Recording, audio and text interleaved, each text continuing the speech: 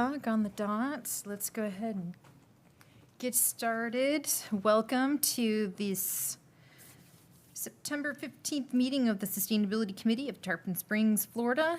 6 o'clock p.m. We'll go ahead and call the meeting to order. Can I get a roll call, please? Chairperson Dory Larson, Present? Vice Chairperson Paul Robinson. Present. Member Taylor Mandalou, Present. Member Denise Menino, Present. Member Karen Gallagher, Member Robin Sanger, Here. Member Carol Mickett. All right, so some exciting changes to our agenda, courtesy of Robin. She's added in some time frames for us, so we will go ahead and take a look at the minutes. So any comments or additions to the July 15th, 2021 minutes? All right, then motion to approve those minutes. Motion to approve. Second. All in favor? Aye? Aye. All right. Look at that. It was 30 seconds. We just saved 4 minutes. 4 minutes. Chairperson Larson, All right. may I ask you a question? Yes. Am I voting tonight because of these You two? have to. Carol, okay. Yes. Gotcha. Thank you. You are welcome. I don't know if I probably should have said this previously, but Carol had requested an excused absence.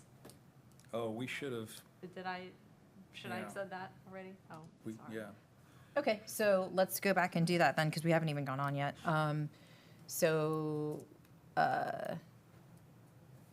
Motion to approve Carol's absence is excused. So moved. So moved. Right. Second. Okay, all in favor? Aye. All right, and then Robin Singer will be voting tonight in absence of Karen. Very good. All right, so our next item is the follow-up. So Natalie Gass from the City of Dunedin had presented us with some questions for us to kind of ponder and think about. So we thought that that would be good to bring that back and have a brief conversation about that. So Robin, would you please lead us in that? Sure.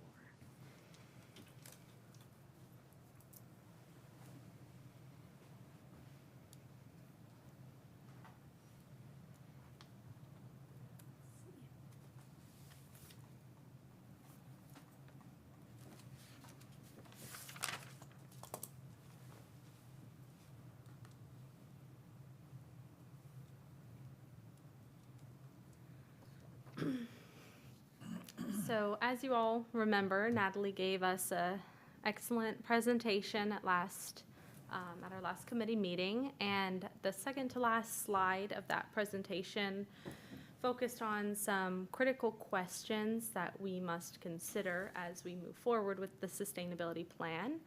And so these are those questions up on the screen, and we can kind of go over those, and I can also provide the staff recommendations for the answers to these questions. All right, you want to?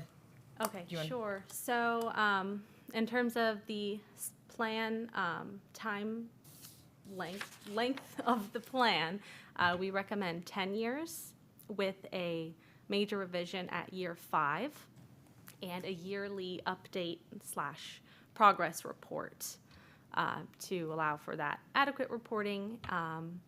Feel that 10 years is an appropriate time period. It's not too far reaching. It allows us to kind of update as the sustainability industry is always changing.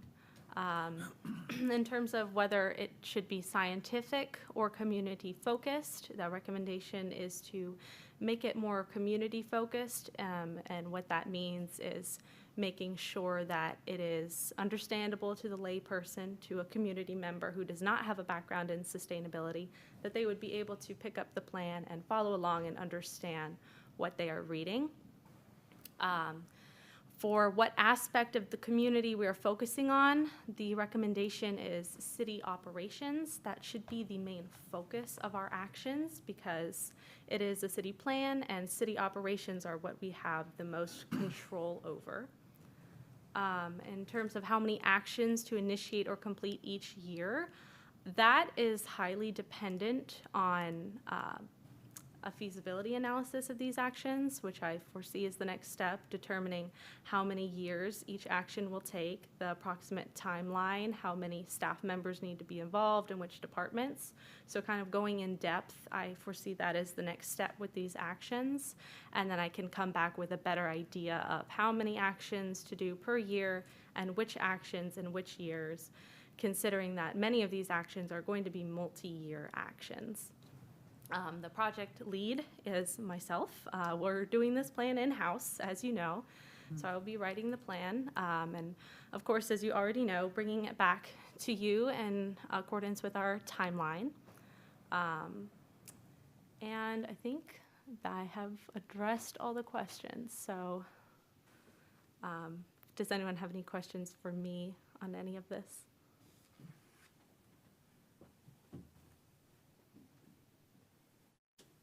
I just have a comment. And I find it interesting that we've looked at the Dunedin plan, and the Dunedin plan was created by using two other sister cities plans, Orlando and Largo. And that's like deja vu if all over again, if Yogi Berra was in the room. Because that's where this committee started 3 years ago next month, by looking at the sustainability plans of three sister cities, Sarasota, West Palm Beach, and, wait for it, Largo. And so I went back and looked at the Largo plan today, and it's pretty sophisticated, pretty slick stuff. It holds together nicely. It's a cohesive piece. It's very easy to read. I think it would be easy for the public to read. And it holds together, and it has a rationale for why people should adopt the ideas within the plan. So, like I said, it's deja vu all over again. We might want to look at the Largo plan as we're thinking about, finalizing the STAR plan that we have, and think about, maybe we could incorporate some of their concepts and their rationale for why do you have a plan? Why are you pushing these concepts? It would be nice to see what the Dunedin finished plan looks like, and not just the process also. Sure, yeah, I do plan to reference all of these other plans as I go through this process, and I've been, over the past several months, reading so many dozens of plans in the state and the region and the Southeast specifically. So I do definitely plan to do that. And I think the Largo plan is a great example because it is local, it focuses, again, on city operations, it is very community focused, it ticks a lot of boxes. I think it's a great example. The Dunedin plan is publicly available. It is on their website, and I could also send a link to that if you all would like. Appreciate that. I looked it up today. It doesn't look finished, but I may have been looking at the wrong, because there are several places you can check on the Dunedin plan, and it's not really clear if you're just looking at the options, which one is a finished plan, so. Yeah, I'd be happy to send that. They do have a finished plan. They also have a separate methodology report where they kind of detailed all of the steps that they did in order to get to the finished product. Like that is where they went into detail about how did their community workshops go and listening sessions and so forth. So yeah, there are a couple separate documents, but I can send those links to you all. I think that this sounds good. I mean, we had already talked previously about some of this, like the time frame, and we had talked about focusing on like what the city has most locus of control over. And then also, like, I know that that's a big point for you, is making it community focused and easy to read and Absolutely. accessible to the But community. It has to be simple and it has to be accessible, or it's irrelevant to the majority of the people that live here. I mean, the city serves the people, right? So they have to be able to embrace it. So I think I'd like to go ahead and support the staff recommendations with also the caveat that you made, Paul, about wanting to make sure that we're incorporating, which sounds like she's already planning on doing some of the other work from the other cities. Yeah, of all the plans that we looked at when we first started, I resonated the most with the Largo plan. And it was because of the simplicity, and it was not speaking technologically over anyone's heads. And it was just really, it had some definite actions that were easy to comprehend and easy to understand the reasons behind. If I remember correctly, Dory, you liked the Dory Largo plan best of the three, too. I do, and part of it is it's like published almost in two parts. So they Yeah. have the public-facing version that's very Right. visual and easy to understand, and then it has the technical Scientific background. work in the Yeah. back that's more for like implementation for staff. The other thing about the Largo plan is that it shows how they integrate it into the strategic plan for their city. It's one of three major portions of their strategic plan. Pretty slick stuff. All right, so are we good? We got enough feedback, enough discussion on that? I believe so. Okay, all right. Then let's move along to item number 3, which is the discussion of the sustainability plan framework and condensing those action items down to, we're trying to get it down to 50 ideally. So hopefully you guys came some ideas with how we can consolidate or even remove some of these. So what we'll do is we'll just go through, starting at the beginning, and work our way through the updates that Robin had sent out. Everybody's had a chance to look at those now, right? Everybody can read them and we could all process? Okay. I have one question before we even begin, because the comprehensive plan is still in the works, correct? So it seemed to me, as I was going through a lot of this, that, you know, if it was part of the comprehensive plan, would it directly have to relate to or be part of the sustainability plan? And I don't know whether there's an answer to that right away, but I feel like if it, I mean, we have an advantage that that's being written, and at the same time that we're looking at this, and as much as can be right away integrated into the comprehensive plan, it would make our sustainability plan a lot more focused on the climate component and natural systems and green infrastructure. Is that correct, or am I assuming? No, I think that the opportunity exists to cover a lot of this in the comprehensive plan, and some of it already is covered in the existing comprehensive plan. There are areas that are going to overlap. Like we intend to view the comp plan through a sustainability lens, and things like environmental planning and recreation and open space and things like that are components of the plan that I think probably need to be addressed, particularly, you know, like water quality and things like that. Those kind of goals can be in both plans, but I think there's a lot of heavy lifting that can be done in the comp plan, and you can focus firmly on really sustainability. That's great. All right, so let's go ahead. I didn't follow that.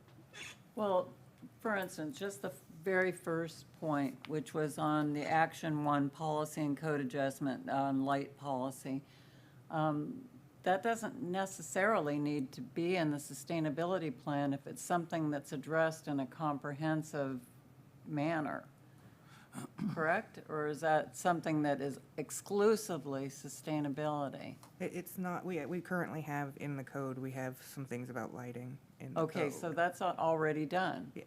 Okay. I mean, if it was, I think, you know, if we were, had a lot of turtle nesting grounds or things like that where we want to look at it closer, then maybe, yes, we include that in our comprehensive plan, but that's not really, I'm not hearing that that's a significant concern. Like, No we've got problem. some bigger problems like water to deal with first. So that's something that we could probably remove, right?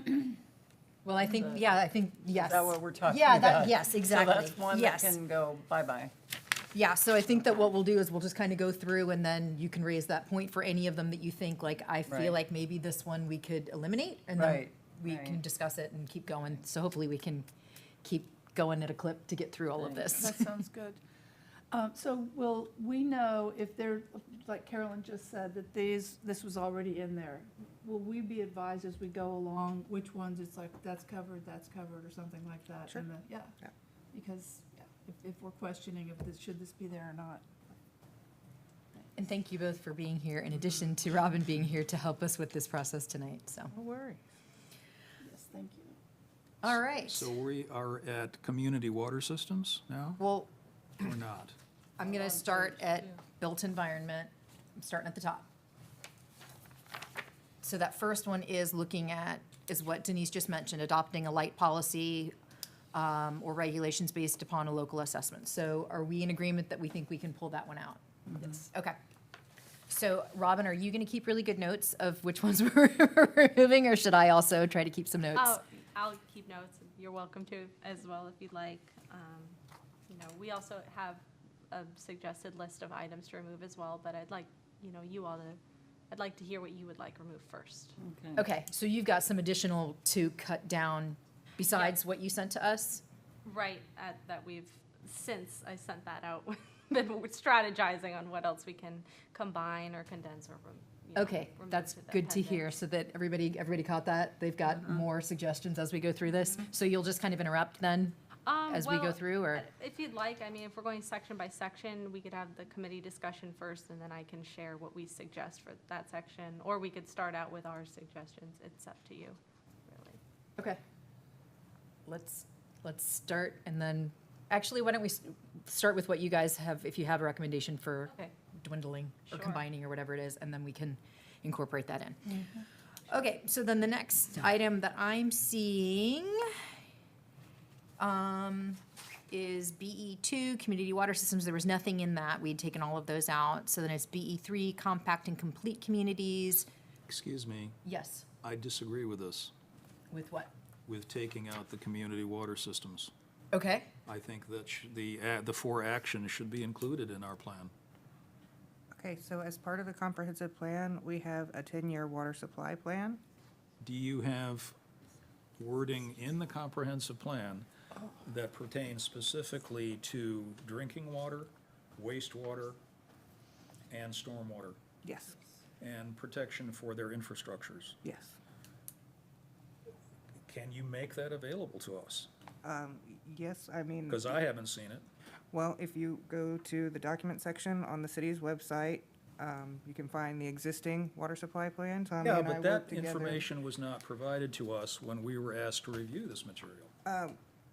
Respectfully, when we talked about the comp plan, I did give you information on where to find the existing comp plan and the components that it contains. I think that this information probably belongs in a sustainability plan. I think that that's doubling up unnecessarily, actually, if it's already in the comp plan. I mean, we cover things like stormwater, wastewater, natural water systems, and drinking water. Those are all covered in the comp plan and in the land development code. Okay, well, help us out here. How does the comprehensive plan deal with the vulnerability of the infrastructure of those 3 systems? How is the city going to protect that infrastructure from storms, hurricanes, et cetera? I think that's something that we would most likely be addressing in the context of doing our vulnerability assessment that's getting underway now. We've got the money set aside for that. We've got a scope of work. We know that that's an area where we could, know more about what's going on with our critical infrastructure from a vulnerability perspective. And so we will have a vulnerability assessment completed that looks at all of our critical infrastructure. Okay, so the answer is we really don't know what you're going to put in the comprehensive plan on this until you complete your vulnerability assessment. I would not characterize it that way. I would say with regard to something I'm very familiar with, like the the 10-year water supply plan, this is something that's not just required for the comp plan, it's something that's required for reporting to the Water Management District. Many of these programs are governed by other state agencies, and they have very stringent reporting requirements. For example, to show that we will commit the financial resources and have the resources in place to have a sustainable water supply within the 10-year planning horizon, and that dovetails with other broader planning efforts, such as the Water Management District's Regional Water Supply Plan for all of SwiftMud. So, and that ties in not with just not with us, but with Pinellas County and Tampa Bay Water and all the regional water users that they look at together collectively to make I'm sure not that. trying to be argumentative here, Sure. but we know what happened in St. Pete. We know what happened to their wastewater system. And we know what happened to Tampa Bay because their wastewater system was not up to, a flood. They're in Pinellas County too. So what's gonna change such that this kind of damage doesn't occur again? I guess the question you might want to ask, or for the committee to consider, would be, knowing that we have, 10-year capital improvement plans for the wastewater utility, that we're completing, other state-required studies, what would be the value of including that information in the sustainability plan? Would including those items in the sustainability plan further those efforts, or would it be republishing other data that already exists somewhere else? I So don't know. From So- what you've said, that data is not incorporated in the comprehensive plan yet and won't be until you complete your vulnerability assessment. I think that when we're going through this, if staff is telling us that something's in the comp plan then we're gonna have to trust that that's the way that it is. Yeah, but And I don't wanna get bogged down in a 20-minute conversation on one I item don't when we're either, but three he- items what he in. just said and what if- Carolyn said But you're were the interrupting me, you're interrupting me. I That- am, you're right, sorry, I apologize. Thank you. So what I am going to recommend that we do is, if you feel strongly that something should be in, if we've had a conversation and it goes for a bit, then we'll just put it to a vote, and consensus is going to be the name of the game for tonight, because we've got to get through this. So is that something that you want to take a vote on this right now? Sure. Okay, so what, I move that we leave the 4 actions, 1, 2, 7, and 8, in the sustainability plan.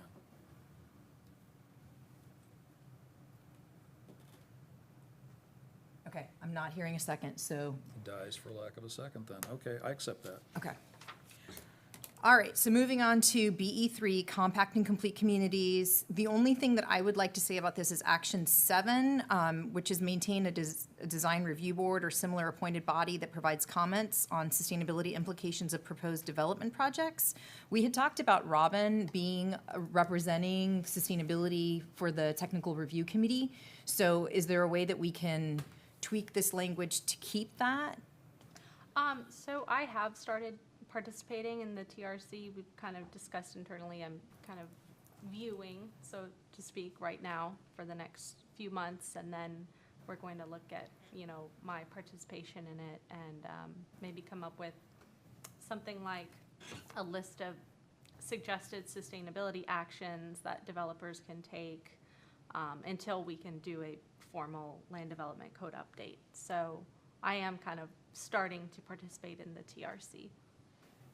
Okay, do we think that we need to put that in the plan to make that formal? Personally, I don't think so, because we've already, Okay. had those conversations. Okay. Then I'm ready to move on, if everybody else is. Okay. For the next one is BE4, housing affordability. We've got implement programs to preserve and maintain existing subsidized and unsubsidized affordable rental housing and transit-served areas, compact and mixed-use areas, and areas with rapidly rising housing costs. Is that part of the comp plan? I mean, yes, it is part of the comp plan. We have a housing element, and obviously housing affordability is a real concern. This might be one of the areas where I would say it's good to have in multiple places, that we're committed to this, so it's a strongly stated policy, but I could really go either way, because yes, we do cover it in the comp plan. So, think Well, I'd like to see it. Oh, in Go the ahead, plan. go ahead, Taylor. I was just gonna say, I think I'd like to see it in the plan. Can't hear you. I think I'd like to see it in the plan. In The our sustainability plan. Yeah, the sustainability plan. I think this is one that Robin and I talked about, perhaps combining with other things, is that? We're talking about BE4 Action 7, right? Yes. Yes. I had that we could keep that one as it is, and, you know, if we needed to, we could combine it with something else. Yeah, I kind of had a vision of, you know, the sustainability plan, focusing on how all of these things are connected and interrelated, like needing a bicycle master plan, needing compact walkable communities, needing affordable housing, maybe having a sustainable community building kind of thing. I was just workshopping that with Robin, so. But Like an eco-village? I mean, what do you, just that everything touches each other, like, it can't be sustainable fully sustainable if it's not sustainable in all of these different things. Just kind of having a general built environment one, but if we want to have separate ones, that's fine too, that all. I think it's very idealistic. I mean, I think it's, you know, implement programs to preserve and maintain existing subsidized and unsubsidized affordable rental housing in transit-served areas. Like the Housing Authority, that's a large part of what they do as far as subsidized housing. And they're a huge, you know, I mean, they deal with HUD and, you know, that's their deal. It seems like that's out of our purview to implement programs about subsidized housing for sustainability. I think it's a worthy thing to do, but I don't know how much realistically we can say we want to have affordable rental housing, and how are we going to make that happen? You know, people buy and sell properties, and that's according to the market and so on, and I don't know how we could make it real. So, I mean, I like it, yeah, but I don't know that that's our, would agree. I think it's a good and worthy idea. I just don't see how we can affect that. Maybe we can, and I just don't know that we can. Well, I think the city can. I think we can implement programs and code changes and things like that. I think the city can do that, or they can at least influence that. There's, you know, planning tools that you can use to try and keep housing affordable. And one of the main ways that we keep housing affordable is by keeping transportation affordable and other components of our built environment affordable. So I think it's okay to say that that's a goal of the city. I don't know that you want to get down, if I don't know if you want it in your sustainability plan. That's kind of up to you guys. Well, when I was taking notes, that was one that I omitted because I assumed that it was going to be part of the comp plan and that it wasn't something that really directly related to the sustainability, although it does relate to the sustainability of Tarpon It does. as a whole. But I think that that's, you know, the fact that we're able to integrate as much as we can into the comp plan, enables us to simplify and be more focused on climate resilience, you know, the things that are directly related to sustainability, preservation of the environment, et cetera. Well, there is a housing element in the comp plan, and we have a housing authority, and affordable housing is definitely important Right, and will we be have- addressed in the comp plan. Yeah, I think we're going to rely a lot on partnerships all the way for everything to be successful. And I see that you know, if the comp plan has it, I don't think that the sustainability plan needs to. Okay, so it sounds like I'm hearing that we are going to leave this one out. That's what I was like, yeah. Paul, yes? Okay. Yes. Okay. All right, so moving on then to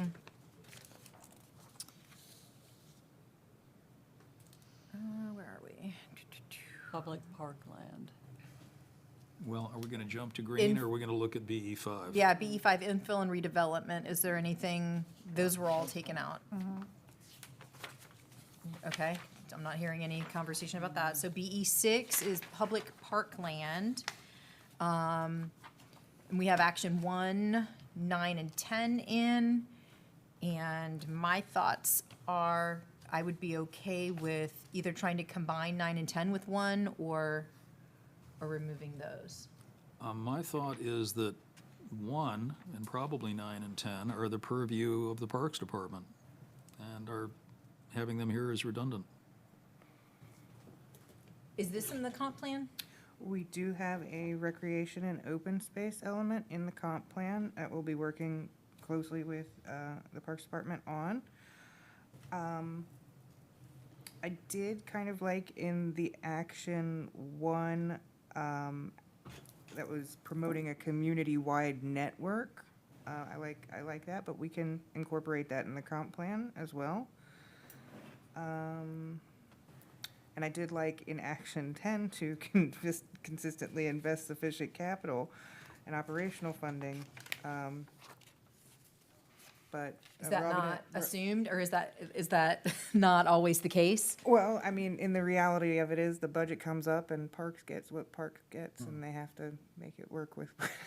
They get leftovers, is that what you're saying? My suggestion was to give that one stronger wording, to give it a little more Could you pull the bite. microphone down to you? Oh. Thank you.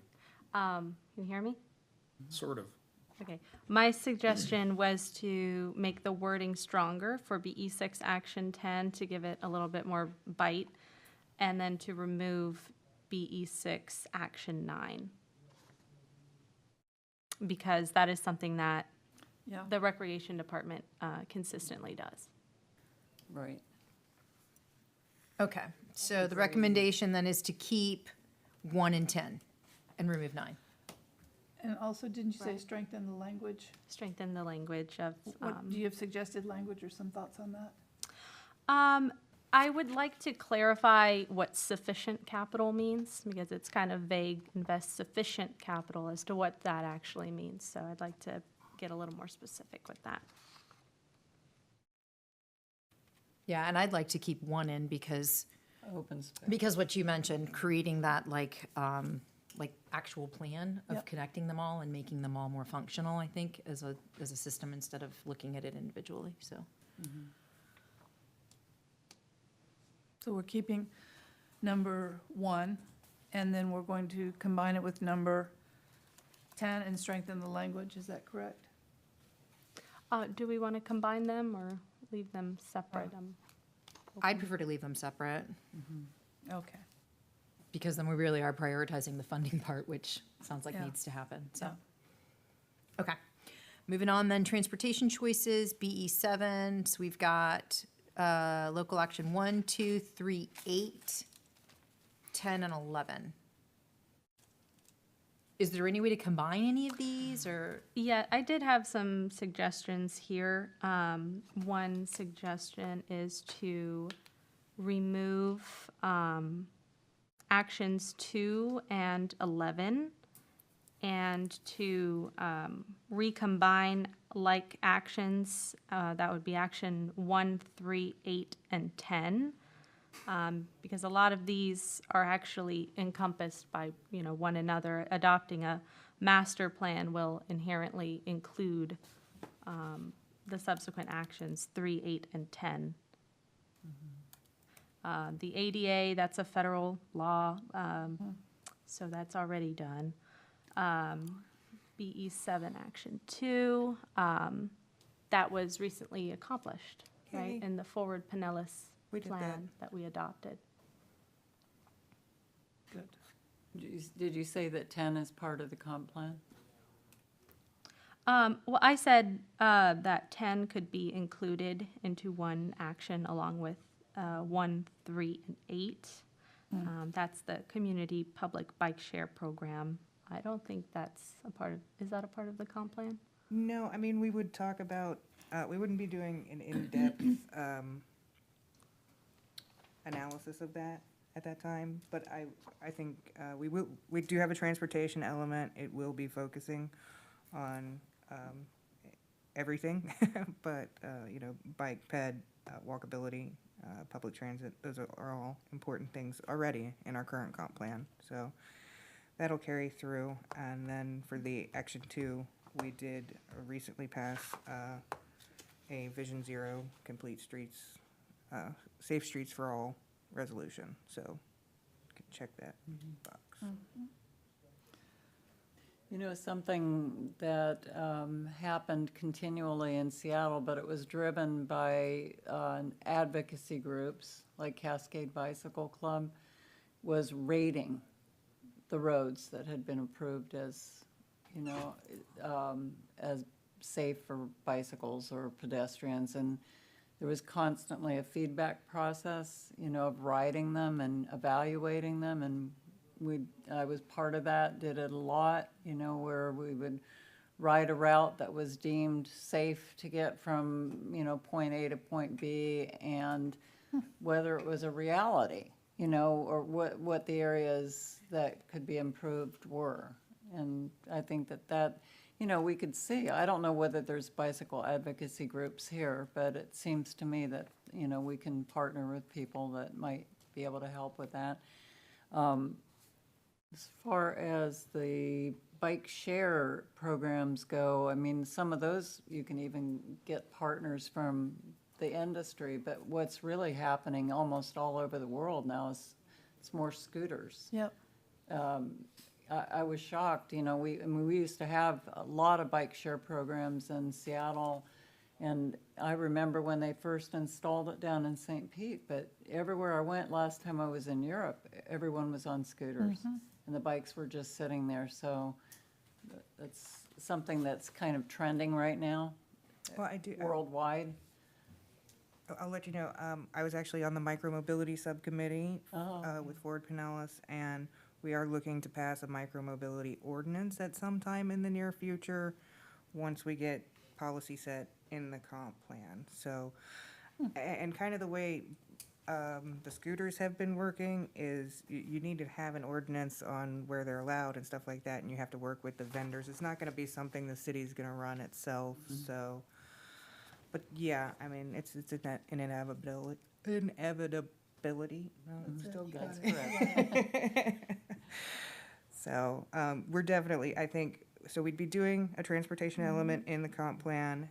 We currently have a multimodal transportation area where we did do level of service analysis for walking and biking in the greater downtown area, and that needs to be updated as part of the comp plan. So. Yeah, and those were my comments or my questions, as well as e-bikes and scooters. Yes, yeah. Having Yeah, I just definitely been- think we need a plan of where they're safe and where they're not, because there are some parts of our city I could see them being great, like connecting downtown and the docks, but around the bayous, I could see that being a complete Nightmare. disaster. Yeah. So, okay. Agreed. All right, so, so sounds like we're combining 1, 3, 8, 10, removing 2 and 11. Yes. Okay, moving on to climate and energy. So the first one, climate adaptation, we've got outcome 1, and then we've got action 10, and then there's a new action about seawalls. So discussion on that. Is there anything that you guys wanted to combine or change with that? I had a question about the seawalls when we get, is it time for questions? So, write a seawall ordinance, newly installed or renovated seawalls to do they're always working on the ones down at Craig Park. Would that be like all the seawalls in the city? Would that be, or is that private seawalls, public seawalls? I don't know how they could raise the seawalls at Craig Park. So the idea behind that is that it would, for basically new developments, they would have to meet an elevated standard to meet with current flood projections. As far as Craig Park, I think they did just receive a grant to raise the seawalls there, so that might There has been some question about whether they're raising the entire seawall or whether they're raising part of the seawall. The mayor has brought that objection to the BOC. And I emailed Paul Smith maybe earlier this week, because something that I just haven't even heard mentioned when we were talking about, you know, just the situation with Whitcomb Bayou is, you know, that it doesn't seem adequate to me to try to control water in one area where it's going to spurt out somewhere else. You know, why are we not consulting with the Army Corps of Engineers for when levee is appropriate? Because there's two places where water enters the bayous from the Anclote, which is coming from the Gulf. And if we had levees there, it would keep the views for the residents. You know, I mean, seems to me to be something that we haven't discussed at all, and I'm just curious why. It hasn't come up. I'm just, don't know. So let's maybe make that a conversation for another meeting instead of Okay. trying to talk about it now while we're trying to get through this, because I think that is a good point. Yep. But that was what, you know, related to the seawalls, because I thought you can keep building walls, but you're not going to keep the water out unless you have a master plan for keeping the water out. True, true.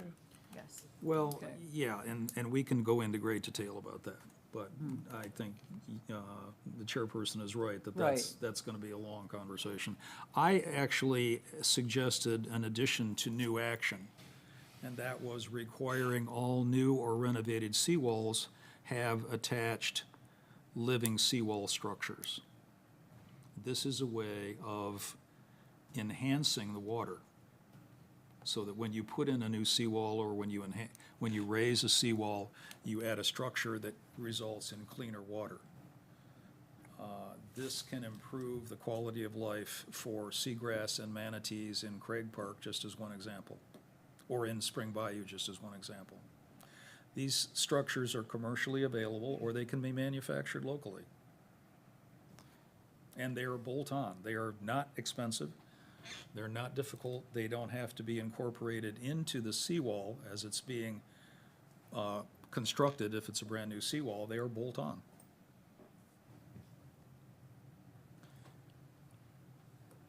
And if the question is whether we leave these items, you know, the outcome and the actions, this is exactly what I think belongs in sustainability plan for the future well-being of the city.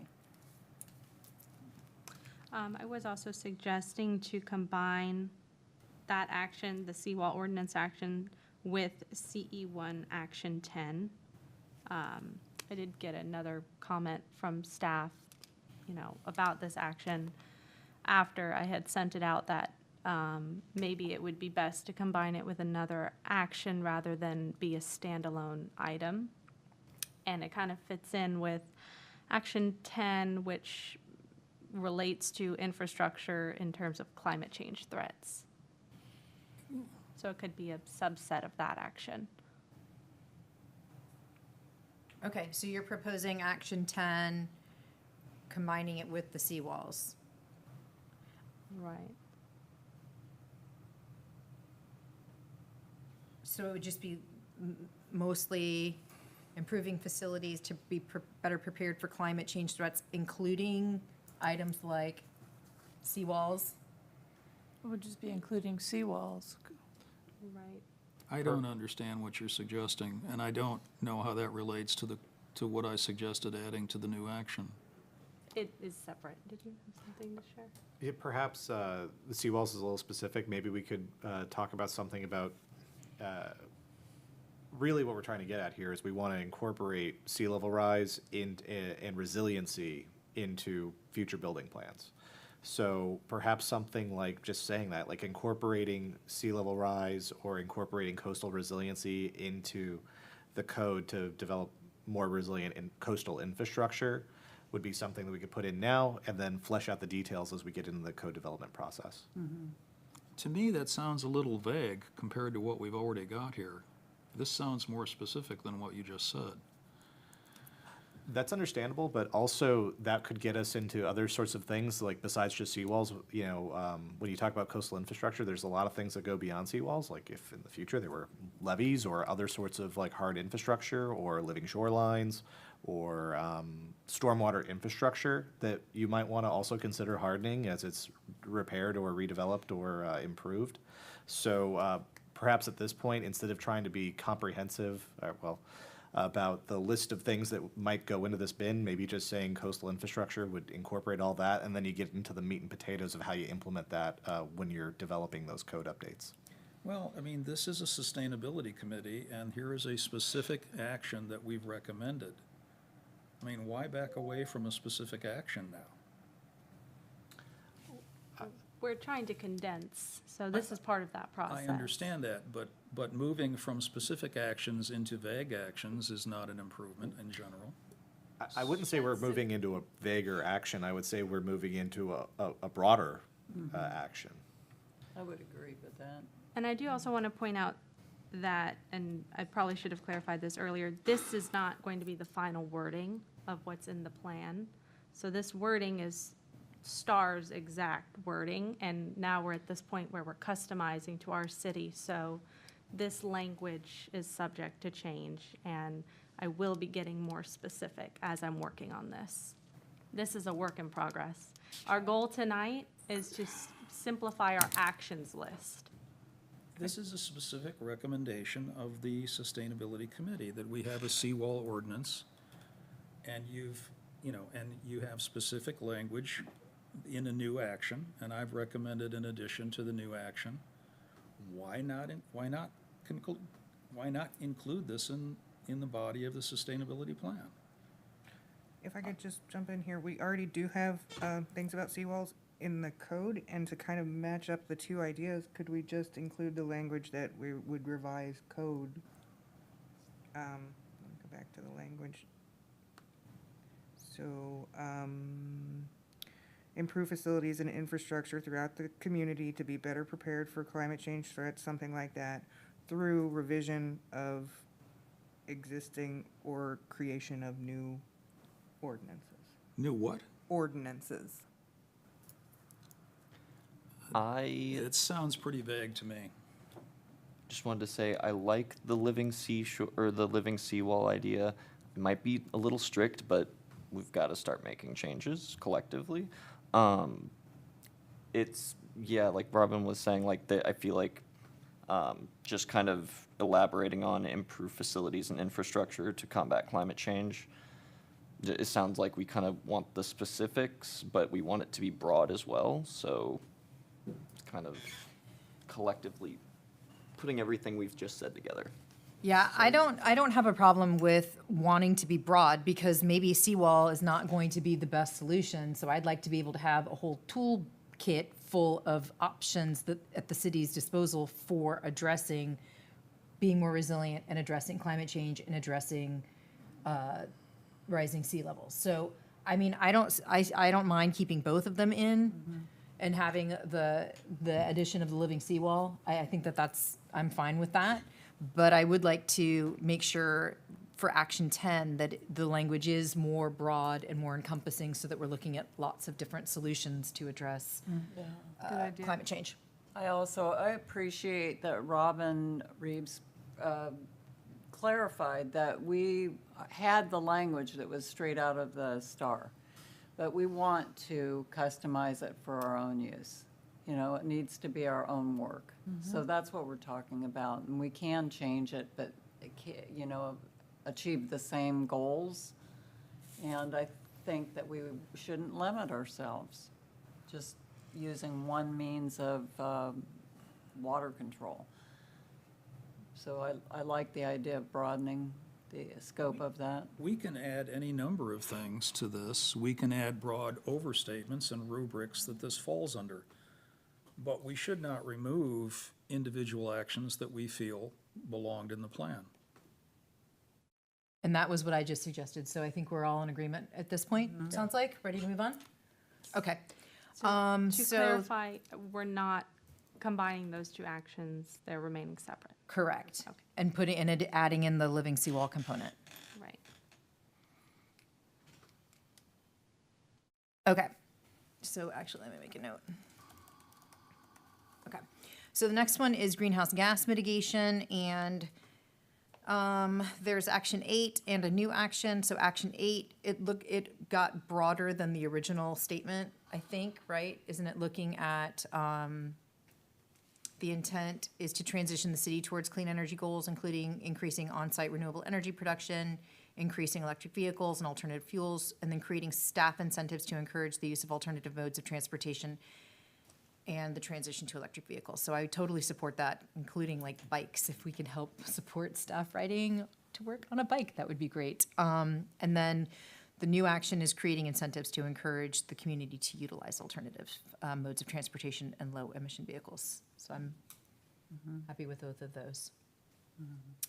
All right, there wasn't anything for greening the energy supply, CE3, CE4, energy efficiency. We've got local action 2, adopt or upgrade building codes to ensure new and renovated buildings are more energy efficient and reduce greenhouse gas emissions. We good with that? Yes. Yes. Okay. Next one's water efficiency. So we've got action 2, adopt plumbing, building, and zoning codes that promote water efficient practices and products. Good. Seeing nods. Okay. Yep. Greenhouse gas and resource efficiency. So we've got outcome 1. So we want to demonstrate incremental progress towards achieving 30% reduction of greenhouse gas, 80% by 2050. And then local action 5, 10, action 1, and action 3. Any? So for CE6, I believe that's where we are. Mm-hmm. I recommended to remove action 3, which is the establish a water use baseline for local government facilities and infrastructure and conduct a regular review of water use data against the baseline. So that is something that's already done. Okay. Now, those, for the action 1 of outcome 3, those are my questions too. Are these available now, or is this already being done? I think, yes. So that one can go, correct? For action 3. Action 1, right? Action Action 1 1. and outcome 3. Actually, yes, we have started doing the greenhouse gas inventory. I think it's okay to leave in the plan if you'd like to, but up to you. Was there any way it could be removed? We could remove it because we've already started Oh, doing it, Well, but we what I could, meant was, once it's in, so it's in process now of doing those things, is there any Right. way that that's gonna be, someone's gonna put the brakes on that and say, well, now we're not gonna do this? I mean, it's in process, correct? So it's only gonna keep Right. going, right. right? Okay. So we could remove action 1, or would you recommend just keeping it in? I think either way is fine. I like keeping it in because that's definitely something that we're focusing on. I agree with Taylor. And it's ongoing, Okay. All right. So it sounds like we're keeping in the 1 inventory. the outcome 1, and then action 5, 10, and 1. Did you? Or, I'm sorry, I had them out of order, but yes, sorry. Along these lines, if I may, I think this is really an opportunity for, we're focusing our list of action items. I think this is an opportunity for the committee to focus on what their priorities are and communicate their priorities through the document. And anything that's unique to sustainability that would not otherwise occur without having a sustainability program, that's the kind of thing that I think you would really want to have in this plan. So That's what we've been doing for 2.5 years. certainly. So that, with this case, I think is a great example of one that, the Sustainability Committee led this initiative to do the greenhouse gas inventory. It's unique to sustainability. It's not really showing up in other documents throughout the city. So to me, that would be something you would definitely want to include. Great. Okay.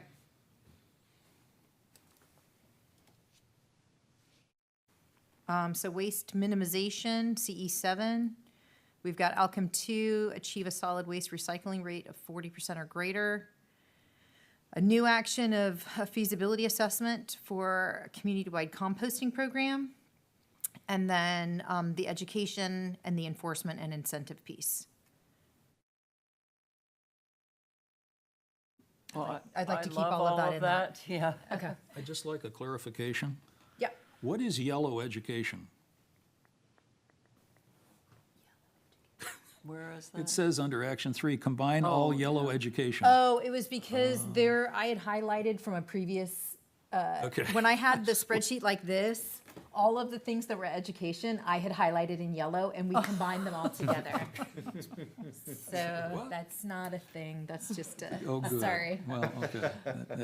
I thought the minions got in here, you know, what the? It's like yellow journalism, but different. Okay.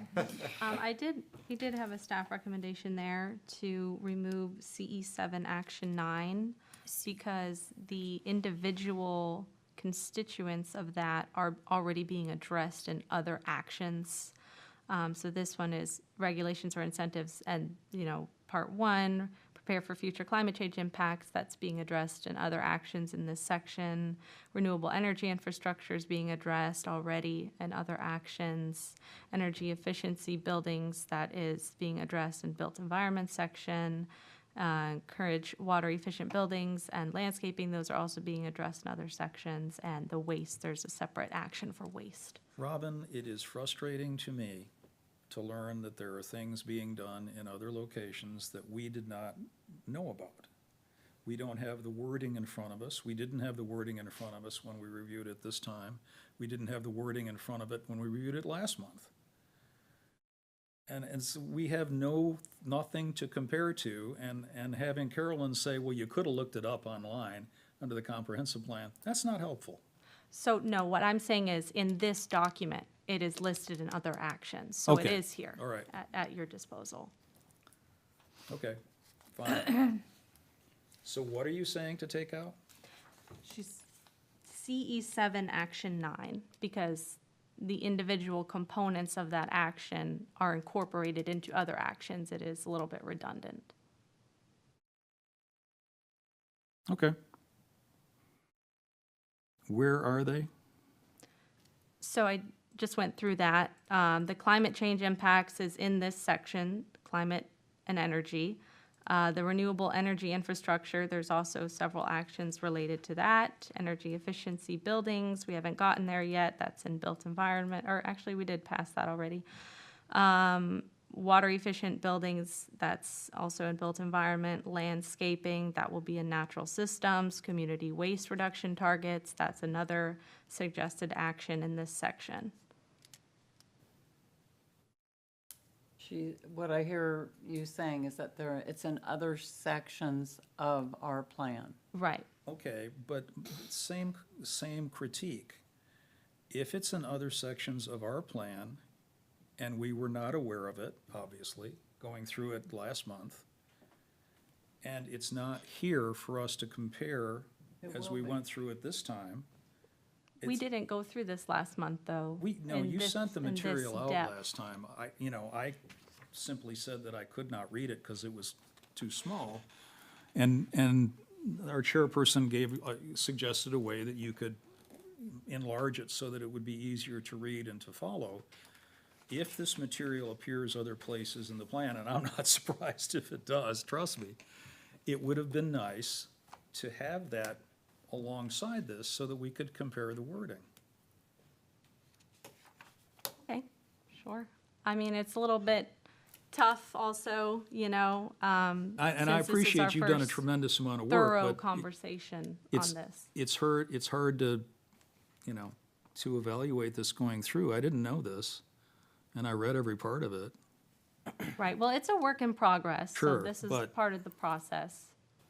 Is now we're looking at it more critically to get down to this number 50, and that's when we're starting to notice more, okay, there's interlap here, we can cut this out. So this action, for instance, a lot of these suggestions today are just from our conversations this week, so there was no way for us to Okay, provide all right. advance notice. Okay, understood.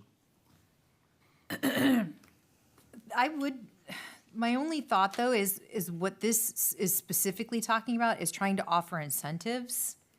So I almost want to keep it in because then it'll help us to try to identify incentives to do the things that we're asking. Or, you know what I mean? It requires identifying a capital source to provide the incentive if we want to do that. Like, whenever we pass policy, you either have to have like a carrot or a stick. And so this is trying to create that carrot to people, you know, to have people do some of these actions, take some of these steps. So I'd like to leave it in.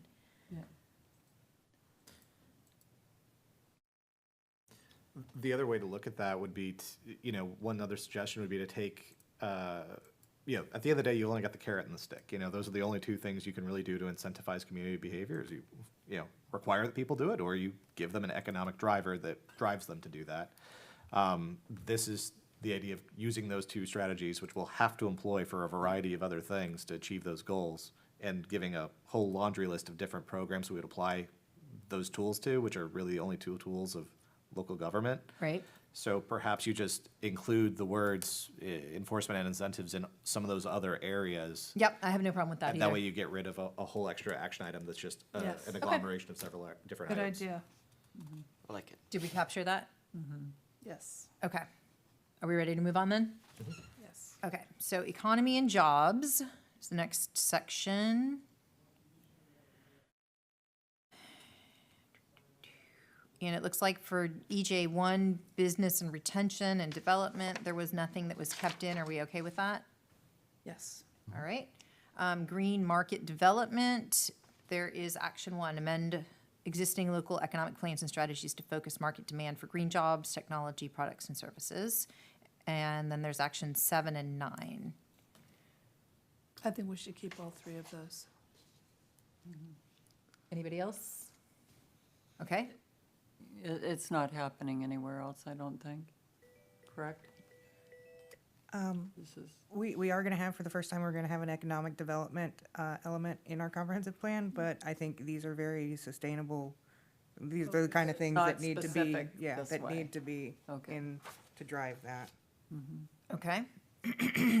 The next one is local economy, and there wasn't anything in there.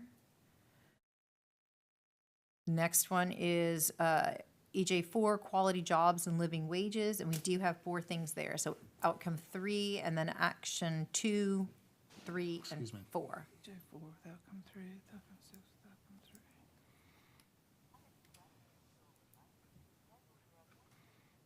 3. Is there anything, Robin, that you guys had wanted to combine in any of this, or Yes, there is. I'm trying to find which I'll slow down then? number it corresponds to. So it would be to remove the action income, that it was previously EJ4 and EJ6, outcome 3 combined. Demonstrate that income inequality in the region and locally is decreasing over time, and that an increasing percentage of individuals within each racial, ethnic, and gender subgroup have obtained a high-quality post-secondary educational degree or credential over time. So, yeah, our recommendation is to remove this action for a couple different reasons. For one, the library is already addressing this. They have some programs and resources of this nature addressing this subject. And we also feel it might be a repeat of efforts of various local organizations in our county and city. What is the library doing specifically?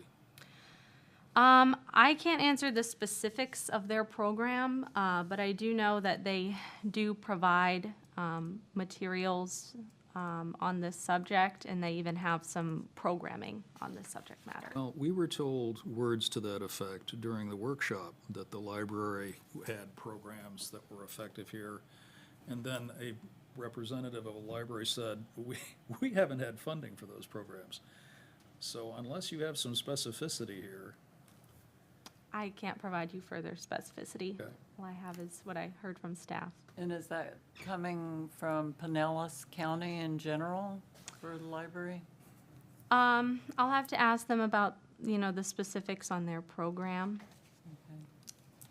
You- I think one other reason we were looking at this one a little bit critically is it's a demonstration, type goal, which is, monitor data and report back on it.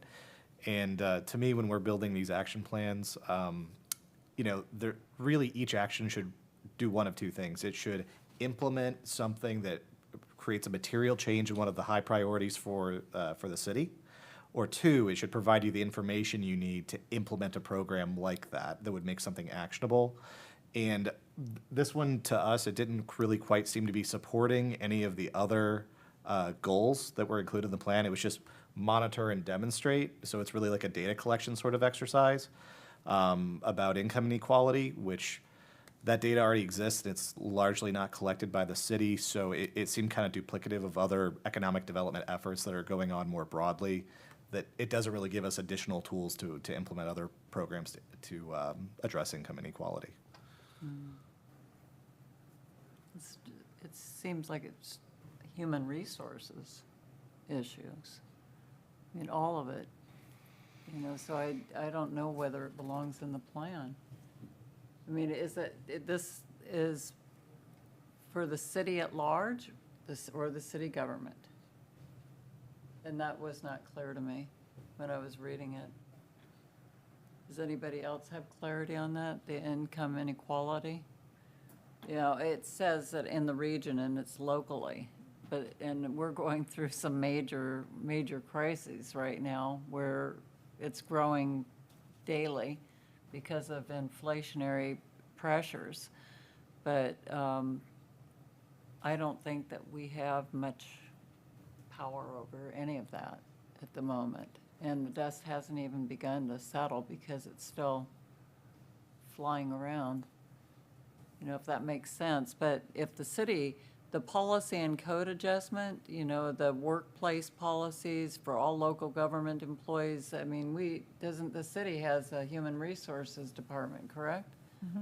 So is that something that would be under their jurisdiction to address those items? Does that make sense? I Well, mean, I is guess this- I'm just trying to get clarity on that because I don't see that it's part of the sustainability plan. If they're trying to address income inequality within city staff members, I think that we should keep it in, because I think that the city should be analyzing, like, pay gap between women and minorities that are employed by the city, and be looking to address that through action, not just, So but are we duplicating what the mandates are elsewhere in city? I do think that's a very Plans. critical distinction, is whether this is community-wide or a city, and that language is not clear here. And I think that would need to be clarified, because those are two very different things, and, it'd be, Well, The outcome definitely is more expansive. It says region, but then the actions specifically speak to city government. I think this one is a community-wide goal. It talks about regionally and locally and not specifically with city staff. And it specifically talks about like encouraging folks and tracking the percentages of different demographics as far as, achieving post-secondary education. That's kind of beyond the purview of like city government. Obviously, we want to have an educated workforce, but this does seem to be more broadly community-oriented, which, talking about our overall goal, which is to help keep our plan focused on, government activity as opposed to community scale. That was another reason that kind of led us into, recommending this one for removal. so what if we do change it to, like, for the city, that the city look at reducing the income gap among its employees? I mean, I think that the city should be modeling that for the rest of the city. Valid point. Is there any way to talk to the Department of Human Resources within the city and get some feedback?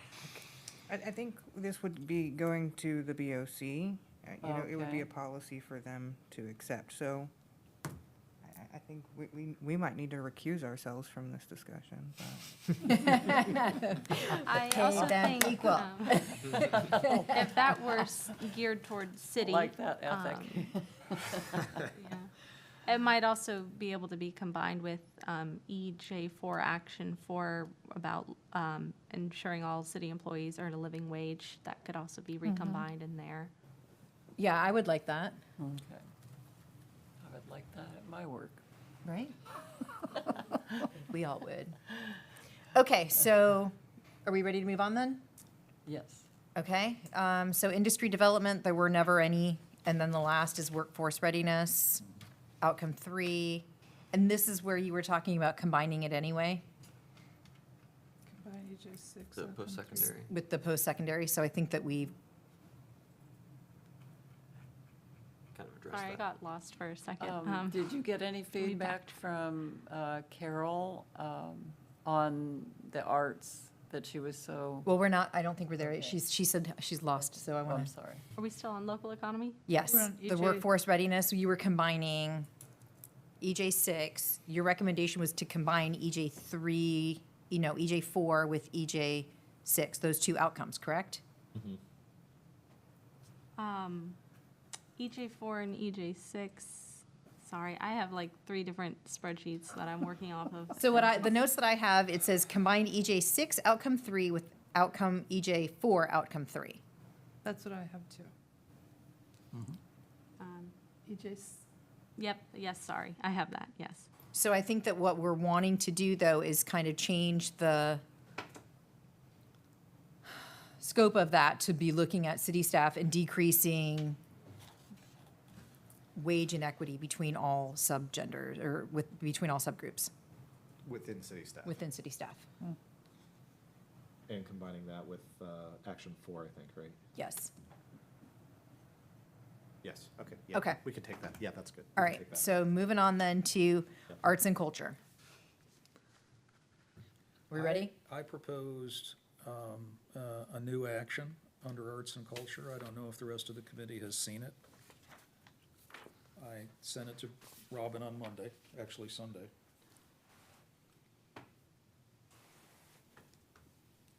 Yes, I got an email with your comments, yes.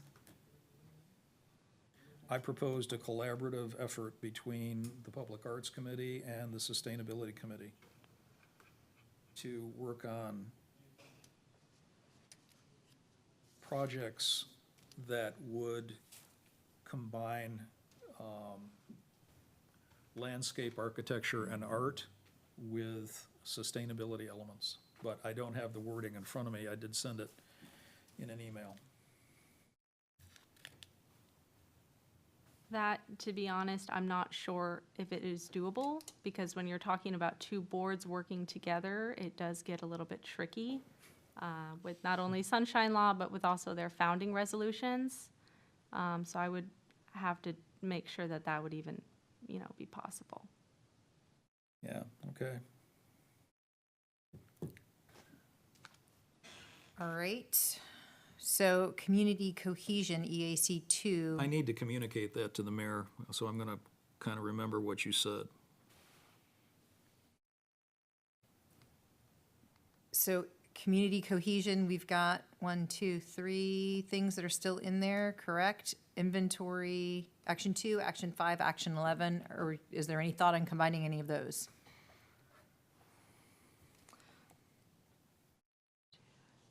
And we're on EAC 2. Correct. Right. So I had a recommendation to remove EAC2 Action 11, since there are already several volunteer programs existing in the city in various departments. Sorry, just one second.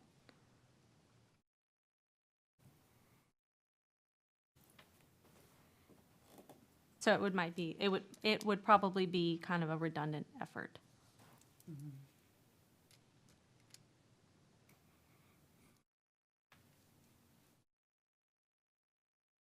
Thoughts about that?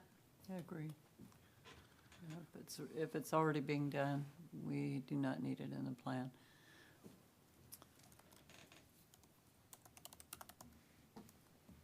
Okay, make a note.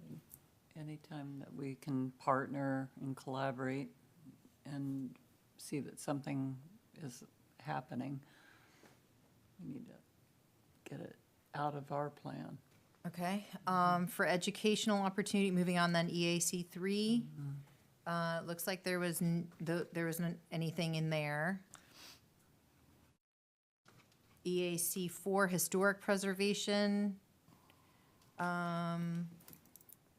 There's economic impact, outcome 3, and then policy action 4. But I think the intent is to shift this land use piece over to built environment. And everybody's supportive of that? Yes. Okay, We did have another recommendation Okay. to remove EAC 4 outcome 3. That is demonstrate that historic preservation efforts have had a positive measurable impact on the local economy. That is kind of another one that's a little bit difficult to track and implement. How do you exactly implement a positive measurable impact? That's kind of vague wording. And the city does have several other efforts dedicated to historic preservation, such as just passing the Historic Preservation and Resiliency Strategic Plan. Is that what it was called? Action plan, yeah. Action Plan. Also, we have, the CRA is in a big chunk of our historic district, and that's the only way that you really can quantify that, so we're already doing that on an annual basis anyway. okay. So outcome 3 is gone. And I think anybody who's lived here for a while can say that our historic preservation has had a positive measurable impact. Yeah, obviously, yeah. Okay, so then moving on to social and cultural diversity. Outcome 2, and then local action 3 are the only 2 that are in there. And you're wanting to move outcome 2 to equity and empowerment, Both of those. both of them. Both of them. Yes. Okay. See that those are already happening to a large degree. The city. Okay, Yeah, I think I might have some recommendations when we get to equity and empowerment of, well, actually, I could say them now since we're on that page. I don't know, whichever would be more convenient. let's just finish, because we've got the aging in the community, it's the last little piece on that, if that's okay. So aging in community, it's, move to equity and empowerment. Let's conduct a survey of aging community members and assess how they feel. And we want to keep that in, but move But it to equity and empowerment. Correct. Okay, any other, we're ready to keep rolling? All right, so the next is equity and empowerment, civic engagement. So we've got outcome 3, and then action 5, 8, and 9. Are we combining any of that, or? Yes, I have several recommendations for equity and empowerment. One would be to remove EE1 Action 8, since it is very similar to Action 9. That would be provide young people with opportunities to participate in civic activities. That's very much of the same nature as provide civic education programs that support the development of positive, strong youth leaders with a particular focus on engaging individuals from low-income and/or minority neighborhoods. Yeah, I had put in my notes combine. I would agree. Okay, yep, we can combine those. That's my only one for EE1, but I will have more as we go through. Okay. Anybody else on EE1? EE2 is the civil and human rights, and we learned that the city's already doing most of that, so it's not in. EE3, environmental justice, there's outcome 1 and action 2, and then it says combine EE3, action 2, and I've cut it off because I've made my page too big, but.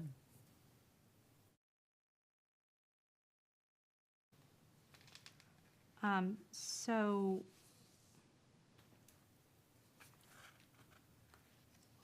Oh, I guess I might have missed one that, I'm not sure which one it belongs to. Sorry, hold on a second. Sure.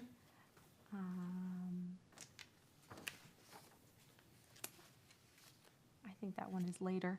Okay, sorry. Another one for EE3. A new one? Right, would be to combine EE3 Action 2 and EE4 Outcome 1, which, I had already combined last time, in with EE4 Action 3.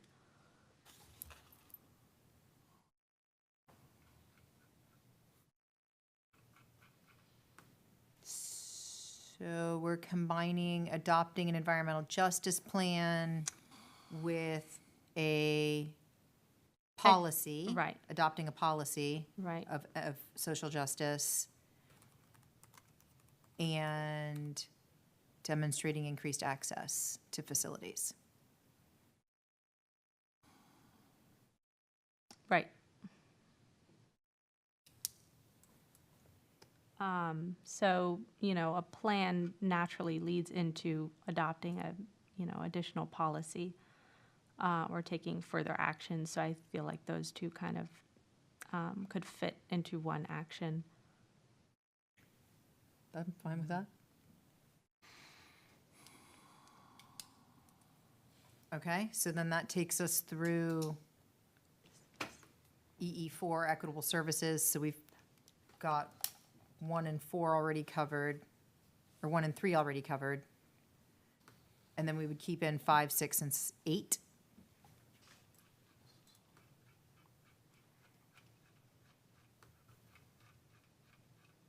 Right.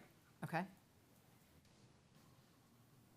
EE5, human services, so there's homelessness, mental health and substance abuse services, and then conducting a needs assessment and establishing support programming. I'm sorry, I actually did have a suggestion for EE4. It would be to combine EE4 Action 5 with EE4 Action 6. So that is establish partnerships that engage key community groups and stakeholders in activities to advance equitable access and proximity to facility services and infrastructure with publicized efforts to improve equitable access and proximity to priority foundational community assets and opportunities to contribute to decision-making and planning. Those two are very similar in nature. I feel like those could be combined pretty easily. We're good with that? Yes. Okay. So back to, so is this where you're going to add in the section on aging as well? Is that the intent? Because remember it said aging was over heat in arts, which seemed odd, and now we're moving it to,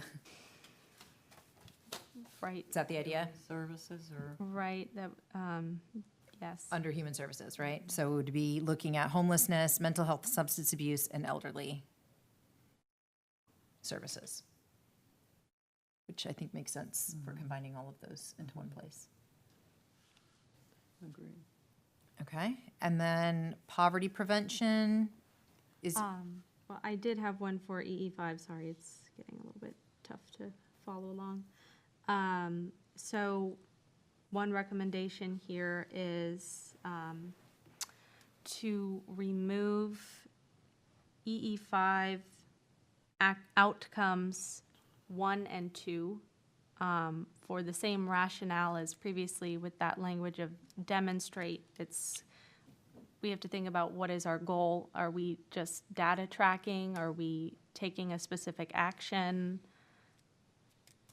And additionally, are there other organizations who are better suited to track this information? Yeah, are we partnering with other organizations that can track it? Yes. Shepherd Center, so Well, and the forth. Juvenile Welfare Board in the county tracks a lot of this as well, since Tarpon Springs is one of the county's poverty zones. So a lot of this information is being tracked and quantified and so forth. So, I think Advent Health is also starting to do this. And so I don't know how that fits in with us. Yeah, so how can we express that? We, you know, are going to partner, or we're looking for the partnership of other organizations within the community that are tracking that, rather than saying demonstrate, because I can see, that bothered me the whole time we were going through it. I thought, how? You know, it's like, what are you gonna do? How are we with gonna that? demonstrate What are you that? gonna do with that? Or, you know, form a committee to do these different actions, and I would go, well, it's really hard to get volunteers to do anything. You know, so it's, So then would we also be taking out action 1 of conducting the needs assessment, or we would be keeping the needs assessment in? So I was recommending to combine EE5 Action 1 with EE5 Action 4, and we can also potentially add in a component to address homelessness. That might be a better way to accomplish that. So instead of saying vulnerable populations, we would spell out, We don't have to, it's just a thought okay. if you'd like to do that. Well, I mean, maybe if there's other organizations that are doing it, then maybe we don't need to do the assessment and the inventory. We just say that we're going to partner with, That's what I'm thinking because too. that's a lot of those are like partner with. Right, the Housing Authority, Juvenile Welfare Board, the county, Advent North To make Pinellas. sure that residents are aware of the programs that exist, right? Isn't that the idea? Correct. Or, yeah. to do whatever?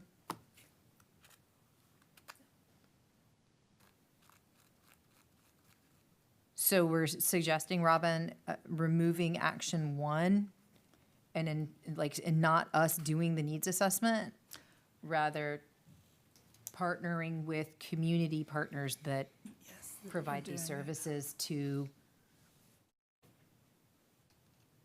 Okay, so we'll remove Action 1 and add in that we'll be partnering with outside organizations.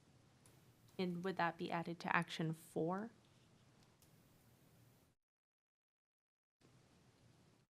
Yeah, I think so. Because we don't even need to like establish the programming. We could like support Or programming ongoing and events. community partners. Yep, Okay. Oh, look at us whittling stuff down. yeah, Woodland. Taking big chunks out of it.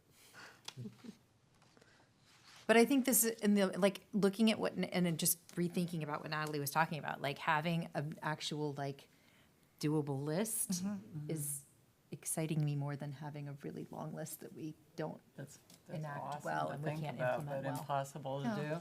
Yeah, and those are pretty big bites to, I mean, to bite off, is, you know, inventories and, you know, analyzing data. I mean, that's, I think that's beyond our scope of what we can Right. do. And they can be available in the back burner. 5 years down the road, we go, oh, we achieved this, this, and this, so we can bring back various other higher hanging fruits. Right. Okay, so then the last one is EE6, poverty prevention and alleviation. E6. I think we can take out Action 7. I think there's so many programs in the city already that we Okay. really don't need to provide child development programs. Are we okay with that? We have the YMCA, Boys and Girls Club, our club, Head Start, Cops and Kids, Question. Shepherd Center. How familiar are people with the number of programs that are available for children? Where is kind of a cohesive list of what's available, accessible to people in the community or families in the community who could use that list? Well, Peace for Tarpon has been doing a community resource guide for a number of years that's printed by the library or as a as-needed basis. It's just been updated, and we need to put that on our website. It's available on our website, but also in print from the library. Excellent. And it has every service that's available in town. Of course, it has to be updated, and so it's been recently updated. We haven't put up the newest version of that yet. And But the library can't keep, when they print them, they can't keep them in stock. People, they're always gone.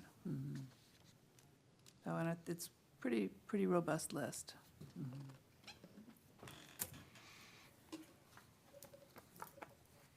Okay, so we've 86 to action 7. We're keeping in action 1. And we're moving on? All right. So now we are looking at health and safety, active living. We've taken all of that out because bicycle safety is in the other section, right? The transportation section in the built environment. All right, community health, we've got local action 3, adopted health and all policy statement. Or policy commitment for local decision-making. It's not clear what that means. Say that again, Paul. Or policy commitment for local decision-making. Adopt a health and all policies or policy commitment. I agree. I worked on the health and all policies. Can't hear you. I worked on the health and all policies ordinance and, resolution for my former employer. And I agree that this is a little vague. I think we need to say adopt a health and all policies policy commitment for local decision-making. I agree. I've read the whole treatise, Health and All Policies, now completely once, and part of it 2 or 3 times. The treatise that we were given, which is 131 pages and 158 if you include the appendix, is a California publication. Most of it is not well-written. It's pretty much composed of tautologies and run-on sentences. However, as somebody who committed half a century to health, 10 years in the laboratory and 40 years on the front lines of medicine in exclusively in underserved areas, predominantly in African-American areas, there are a couple of things in this that we might want to consider. If you look at page 91, there's and I'm referring to the Health and All Policies treatise that we were given, okay? There's a referral to a study done, I believe, in the United Kingdom, looking at reduction of motorized vehicles within a city of 15%, and then looked at a reduction in a number of diseases, including diabetes, over time, and found a significant reduction just by removing 15% of motor vehicles. I don't know how they did it, but that's what it refers to.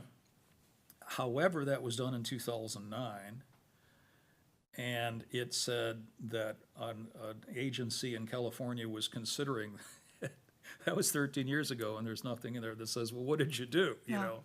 Okay. Then look at page 131. Excuse me, look at page 129.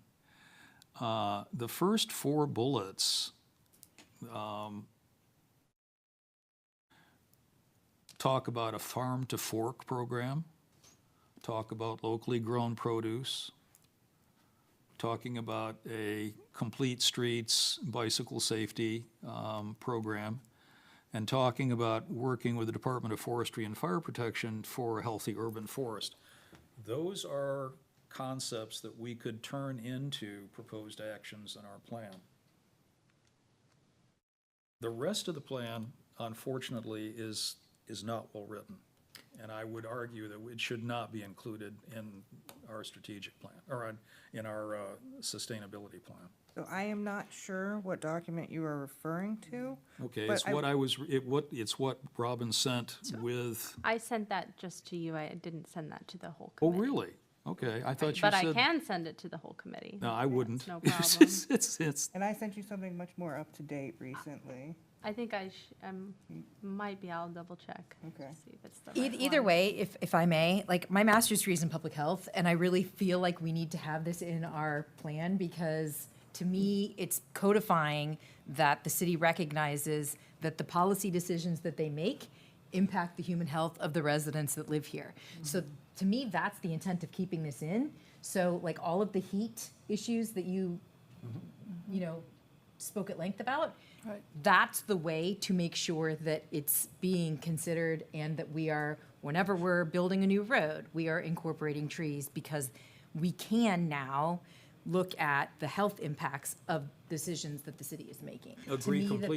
that's But the we may be intent. talking about two different things here, because if Robin only sent this 158 pages to me, I'm referring, of course, to it. But I don't think that we are adopting that. I think Thank that, God. no, that's not, I mean, maybe I'm misspeaking, but my understanding is that we don't have a health and all policies statement or a health and all policies policy. Okay, And good, we would like right. the city to adopt something that works for the city. And it's not written yet, and that may be something that you would want to help write because of your expertise in understanding the connection between, you know, when we build a new road, we are, whatever it is that we want to do, incorporating like speed limit that will make it safer, incorporating bike lanes that will make it You got easier. me to read this whole damn thing for nothing. I didn't know you'd read the whole thing. Of course I would read the whole Of thing. course you would read the whole thing. I mean, to me, that's what, this is really important Yeah. that we have this in. If I we're agree. looking at any policy, if we're gonna expand a road, that we are looking at the impacts that it will have on human health.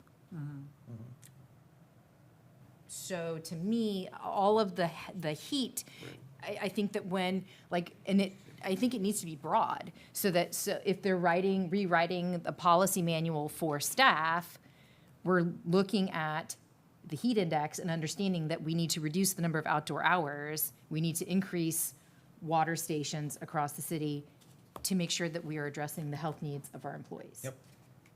So so to me, all of the things that you delineated, they're great, but I don't want to be that specific, because I think that we need to be able to look at any policy that the city is looking at needs to incorporate human health.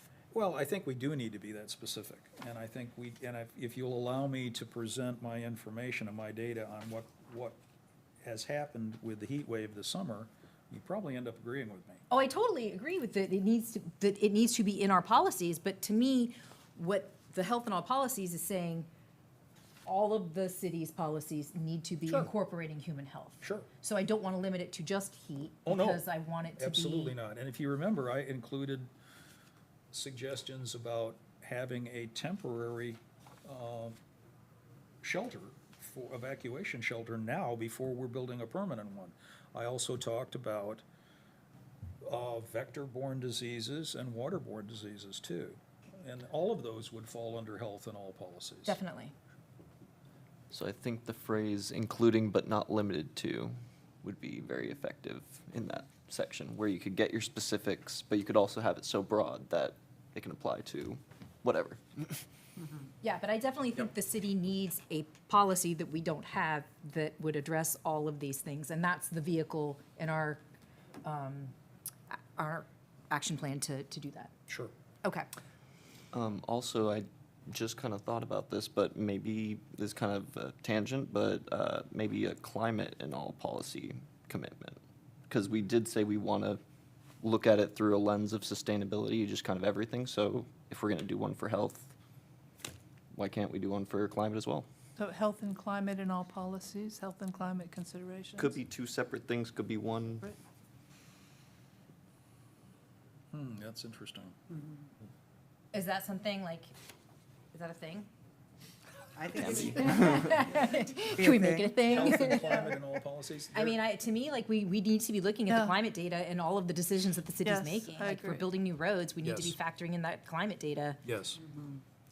There are six one, major Tyler. ways in which climate is impacting human health, but there are other, quote, minor ways in which climate is affecting human health, like as the CO2 level in the air rises, the amount of protein that is produced by certain fairly important grains and other food sources that we grow is reducing relative to starch. That's considered a minor change, okay?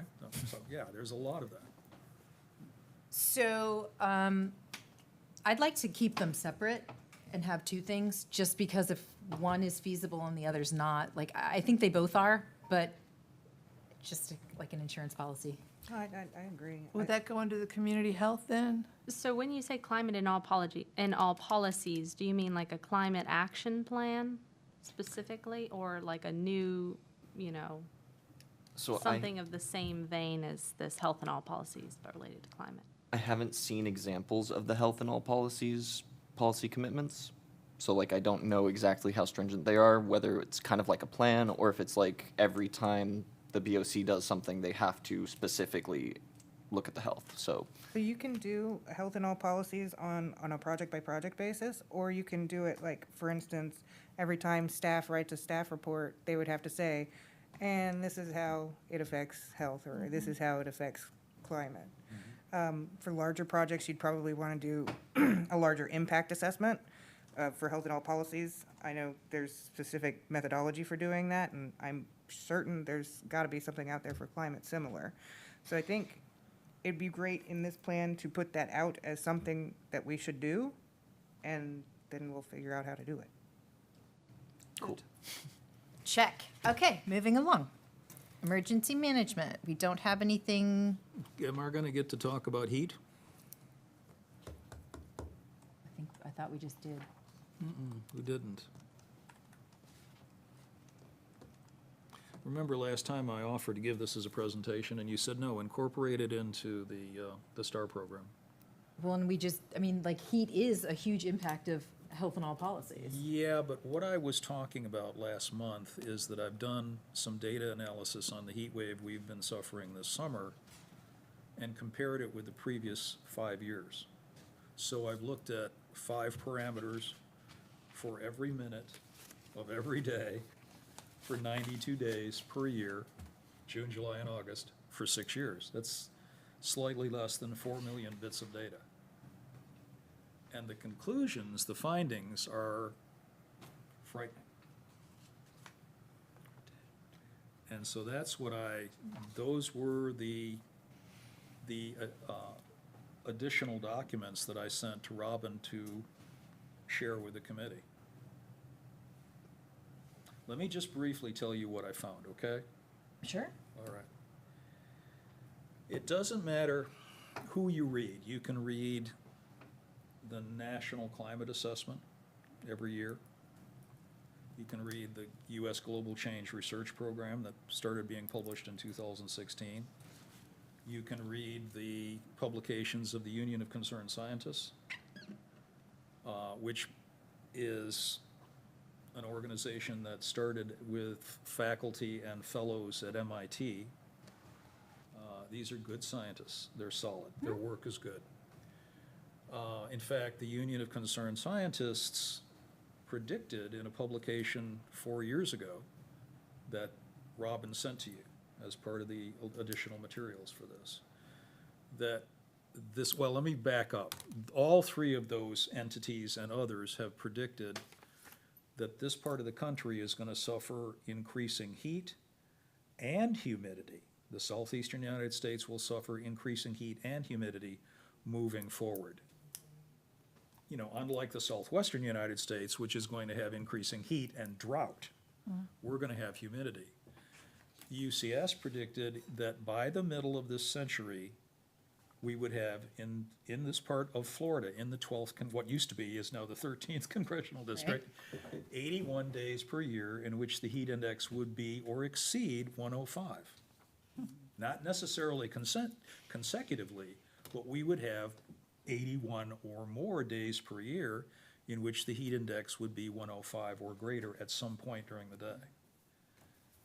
So that was one of my cutoff points in one parameter, which is heat index. And the other 4 parameters were time, hygrometer, absolute temperature, and wet bulb globe temperature. And the reason for wet bulb globe temperature is because that is the best measurement of the impact of heat, solar radiation, humidity, et cetera. There are 5 elements on human physiology. So those are the 5 parameters that I've followed.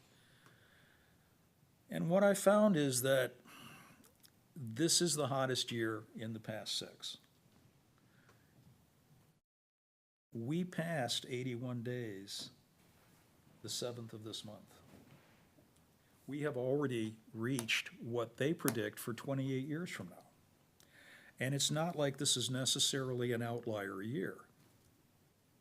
Because if you look at the previous 6 years, if you plot them on a graph, 2018 was a bit of an outlier, so the graph would look gunk and then go like that. If you look at the wet bulb globe temperatures, it does the same thing. So this is the hottest year, but it looks like it's following an upward curve, so it doesn't look like an outlier year. So at the end of this, it had, I mean, I'm looking at the article that you're referencing. It had a lot of suggestions that just need to be implemented in green infrastructure. Yeah, right? and I put those in my recommendations for this section, for the community health section. That these are things, and we've For talked. community health or green infrastructure? Community health, you could, you could put the trees anywhere, couldn't you? But I want to emphasize that trees are the cheapest way to deal with heat. Because trees don't just cool you by shade. They cool also by transpiration. So that you don't have to have a live oak way up here to cool the air or by providing shade. An understory plant provides shade because they transpire through their stomata, and when you evaporate water, you cool the air around it. So what I recommended was a greening program for the city, specifically to protect our citizens against heat indices and heat stress levels, which is wet bulb globe temperature, that's what it means, it's a heat stress level, which are hitting way before we anticipated they would hit us. So, okay, so I agree that heat is a huge issue. It's specific to our area. It needs to be addressed. It's not going away. It's probably getting worse based on the data. So, but I don't think that we need to be adding in like 20 different, I didn't add them up. It wasn't that many. Okay, fair enough, but there are quite a few. So, and to me, it is addressed in the health and all policies, but I would be fine with adding in a specific additional component that addresses heat specifically and says like, we're gonna look at the infrastructure, the trees, the policy, like all of those things to specifically target heat because we think that it's really a big impact. It's Good. gonna have a huge impact on the city. Good. Does everybody else agree with that? I Are we okay with agree. that? I think a lot of the items, though, that were in that article, really part of green infrastructure that should be part of the comprehensive plan, that they're things that we build into the way that the city is developed in this, you know, the way that we're upgrading. And it needs to Yeah, be it has done. implications. I'm sorry, Yeah. I interrupted. No, Sorry. go ahead. No, I was just gonna, the heat has implications in like the built environment, natural systems, human health. It has all of those things. So maybe we put it here, but understand that it's going to your point, it's gonna really, the way that you reduce those concerns is through a lot of the infrastructure that's addressed in the green infrastructure. Let me just other throw out places. one other concept, because I think this needs to be considered too. Heat doesn't just impact human health, it impacts the economy of our city. Sure. Absolutely. Something I said to the previous Board of Commissioners was, ain't nobody gonna be shopping in Tarpon Springs when the heat index is 105. You should have seen Rhea Cyber's face when I said that. But if you see the people and you see the reduction in the number of people downtown in days like that, yeah, they look like walking zombies, you know. And so maybe that's part of, like, when we put that in, looking at ways to reduce the impacts on, Yeah. like, water stations or the spray stations, or they have those in Vegas when you go down the strip because it's so hot. So I think that we can incorporate that in there. So there is an action that was added under natural systems regarding heat. I would suggest adding on to that action with those, individual suggestions as one large action relating to heat. When we finished with this topic, I have to backtrack us a little bit, sorry. Okay. I just wanted to let you know in advance. We're gonna go back. We're gonna go back. Okay. And just to time check, we have 11 minutes until it's 8 o'clock. So I'm very proud of us. We're getting through quite a bit of this evening. But, okay, so are we okay with that then? Yes. Okay. So then why don't we backtrack now? Let's do. So under biodiversity, objective NS, what is this? We're not in natural systems yet. Oh, we're not there yet? Well, no wonder, we don't have to backtrack, Yay. I'm ahead of my time. So ahead of yourself, I'm so good, Robin. okay. Okay, so we are in health management, emergency management and response is where we are. It was just HS3, and there are none. I'm not seeing any there. The next is food access and nutrition, and we've got 3 local actions, so 2, 11, and then a new action about conducting a food study to evaluate food systems and address food security and access. I'm good with all those. Good with that? Okay. Next is health systems. We never had anything in that. Next is HS6 hazard mitigation, and we took those out. The one thing I had a note on, sorry to backtrack. No, no, just no. Skosh, but on food access and nutrition, Uh-huh. has Tarpon ever looked at edible landscape? I mean, as part of the plan, you know, there's such a thing as longevity spinach. It grows like a vine, it grows in shade, it grows under trees, it's totally edible. We have it in our garden, we eat it all the time, and it's, you know, I mean, there's a lot of ways to make, that would be greens that would be accessible everywhere, and it's awesome.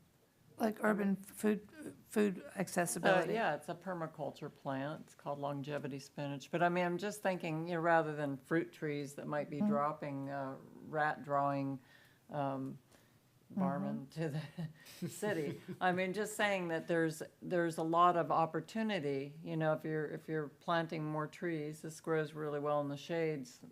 But there's opportunity to look at or incorporate edible landscape to make food more accessible. There are cities that do that. I like that, and we have a section, I think, that's coming up about natural or Florida natives or like those kind, so maybe we add that into the Okay. language of like edible, you know what I mean, in addition Right. to? Right, that would be perfect. So hold that until we get there and let's revisit that, because I think that it would maybe go there. Although it does go in, it goes here too.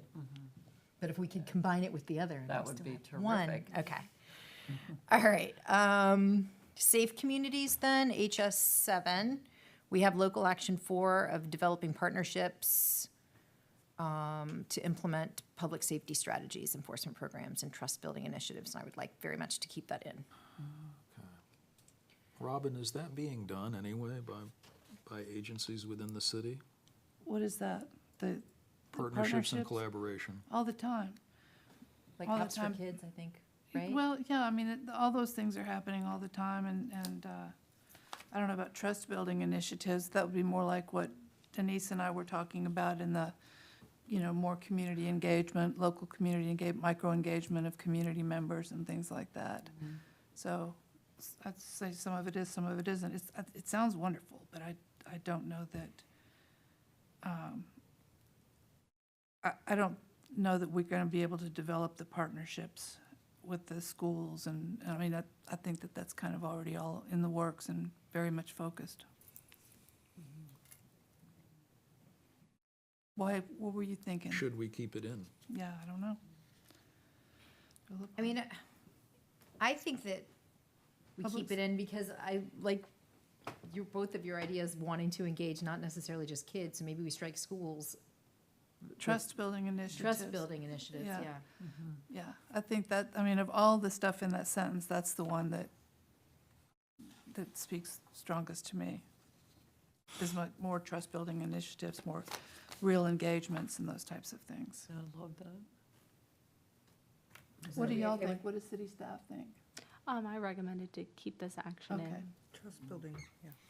Good. 7 minutes. Okay. All right, natural systems, green infrastructure. We've got outcome 1, which is increasing green stormwater infrastructure. We've got action 2 about creating an infrastructure plan, a green infrastructure plan.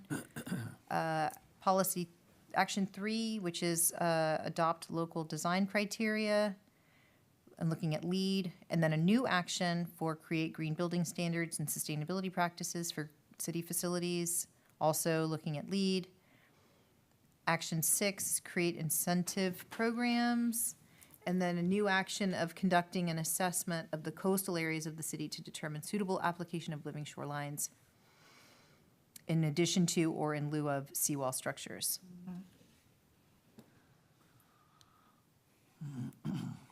So I had recommended to remove NS1 Action 6 regarding incentive programs to encourage landowners to adopt green infrastructure practices. Just trying to focus in a little bit more on city and city operations. Additionally, I feel like that's kind of, it'd be better to focus in on the other green infrastructure actions Well- that might have a larger impact for the Well, city. I mean, I can understand wanting to do this with city structures, of course, but why not also encourage private landowners to do this? I mean, you can use city structures as educational projects for the rest of the community, but why not encourage landowners? So what type of incentive program do you visualize would Give 'em be money. appropriate? Well, I'm wondering though, with like some of the federal funding that's coming, if there aren't going to be, because there is like rebates and things for like appliances that are, you know what I mean, that are already in the Inflation Reduction Act. So maybe there is some federal funding to help do this. So I'd like to keep it in and try to at least keep the kind of our foot in the door of that being an option to look for ways to find funding to incentivize. And how would this fit with with the other seawall? Earlier on, we had the seawall question Well, as well. the statement I was just making and that Robin was talking about is not about seawalls. It's about like green infrastructure practices. Okay, So it could be a whole host of gotcha. like cool roofs, and Yeah. there may be money to do that kind of stuff. Yes. So I say we keep it in and maybe even tweak it so that we're looking at like trying to find. Seek funding to Mm-hmm. incentivize. Yeah, because I can imagine even without it being mandated, I mean, for businesses to do these things, they're gonna obviously want to do things to help create a cooler environment outdoors to increase their business. Anything that we do that's in the city, you could say it's a demonstration to show you the opportunity for reducing the heat. That's a great idea, to have like a demonstration project by private property owners to encourage other private property owners to do that. That's good. Another recommendation is to combine NS1 Action 3 with the added action on here. That would be NS1 Action 3. Adopt local design criteria and associated codes that require proactive green infrastructure practices for new developments and which encourage the use of green building certification programs such as LEED with conduct an assessment of the coastal areas of the city. Actually, that's the wrong action. With the other action, sorry, ignore that part, with create green building standards and sustainability practices for city facilities, require new city facilities to meet elevated standards, and encourage the use of green building certification programs such as LEED. These are two very similar actions. Looking at them again, I do think we could combine these. Okay. Agree, yeah.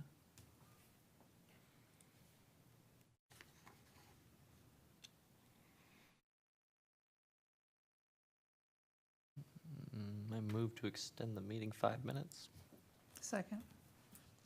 Okay, then we're gonna have to put a fork in this because we're not gonna finish natural systems in 5 minutes. No, we're not.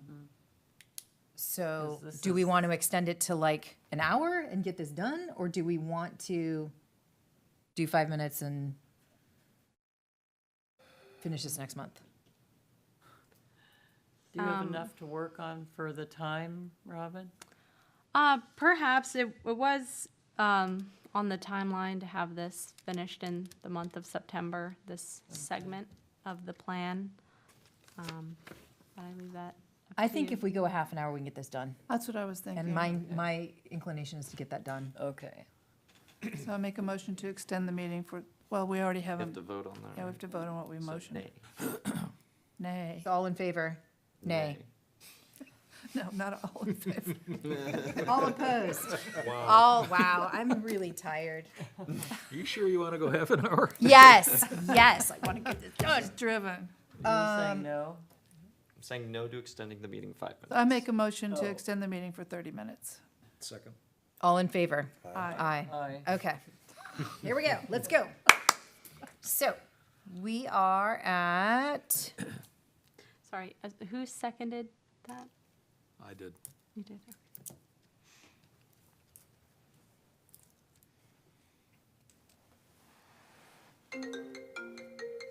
sorry about that. My phone rings on my computer in addition to my watch. and everywhere. It doesn't let me know, or not let me know. Okay, so,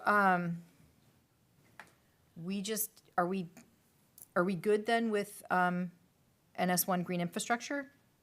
Are we ready to move on? We're ready to move on. Okay. All right, so the next is biodiversity and invasive species, and we've got local action, we've got outcome 2, habitat conservation and connectivity, no net loss of habitat, and then we've got local action 2, a new action, and another new action. So, is that still where we're at, Robin, with your recommendations? of- I did have a recommendation to combine 2 items here. One being NS2 Action 2, adopt or enforce an ordinance requiring control of listed priority invasive species on city property, and which requires all local government-owned buildings to use native and/or sustainable site-appropriate species and landscaping. With the new action, adopt or enforce an ordinance requiring control of listed priority invasive species, create a preferred plant ordinance and private landscaping. I won't read the whole thing for the sake of time, but, I thought that these were similar enough in nature that they could be combined.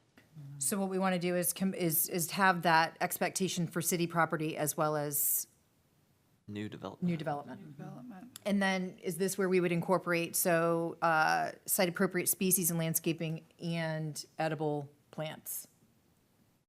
That would work, huh? Like a comprehensive plant, or plant. Edible ground cover. ordinance. Edible ground cover. Planting plan. That's what it is. I know, I'm just, Okay, Humorous to so me. we're good with that? All right.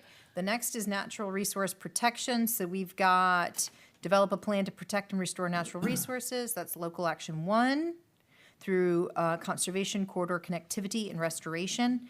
And then we've got implement, action 7, implement local and market-based financing strategies to acquire land or development easements or fund restoration and maintenance activities. yes. Dory, this is where I need to backtrack. Okay. What threw me off was the seawall. I had seawall notes on this page as well as throughout, okay. Okay. The seawall notes, where we talk about, and this, Taylor actually mentioned something several meetings ago about not only eliminating invasive species, but also protecting endangered plant species, as well as, looking beyond just mammals and so forth, or birds to protect. And I think that's really important. With this new development across from Lipa Ratner, that 15-acre project, that was loaded with turkey oaks. And I hear, there's no more turkey oaks. Well, there they're 1,000 less now. But there were also liatris, which is a Florida native plant that is on the decline, that you just don't see much anymore. So I think that for new development, it would be helpful to have an assessment of endangered plant as well as animal species threatened, and have some way to preserve that on site, not mitigate it, but preserve a section of that on site or something, because I think that's a part of our loss that we haven't been looking at. But that property specifically hit home with me. I grew up in Oak Leaf Village, and So you I know wanted what to I'm buy that talking about. property. Those, the beautiful purple liatris and all the yeah, it was incredible. So that would be a new, Or maybe combine it with the invasive species, you know, to not only remove invasive species, but to be proactive in maintaining biodiversity of species, of threatened and endangered species, but also, to promote biodiversity and habitat. Because what's happening now is, as you've seen, even the one out by Rose Cemetery, however many, 15 houses, it's just, all that habitat is gone now, you know, and to me, it seems like that's part of a developmental, as long as paying to connect for the city infrastructure, that's part of our infrastructure that needs to be maintained in some way. so it would be local action 2, the adopt or enforce an ordinance requiring control of listed priority species, invasive species on city property, and with the private property for new development, but then Right. specifically calling out, Well, preferred plant ordinance for private landscaping and development, maybe something like that. I mean, I think it could be worked in there. I've got a lot of thoughts that I could get on paper with this topic. So, Why didn't you share? I think I've already drafted some stuff up, so I can share that. okay, so the intent of this committee is to include the flora Look, as well just as- broaden that a Flora, little bit yeah. and look at endangered plant species and more biodiversity of our plant system. You know, and we've talked about the use of pesticides by the city before. If we're talking about sustainable landscaping and possibly even edible landscape, I mean, we've got to address the use of Roundup or other, other pesticides that are just completely, against the principles of a natural landscape.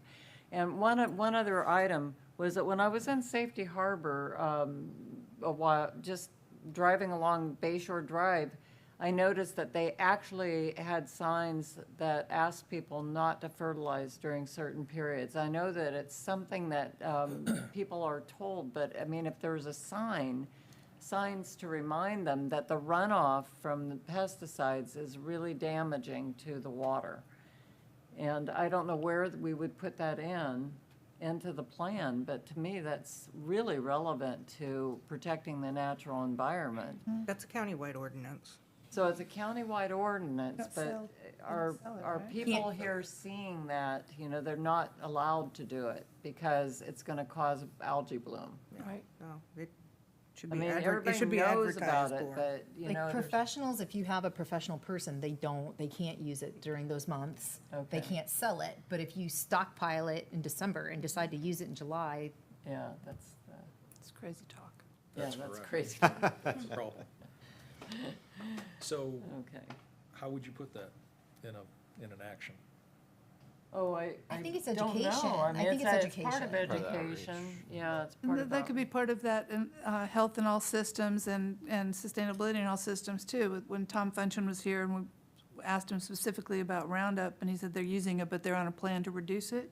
To somehow monitor that plan or get that plan in writing so that we can see what that timeline is. Because it's like, yeah, I'll get to it, maybe not, if we could see how that, how they're gonna be replacing the use of insecticide with hand weeding or whatever he wants to do.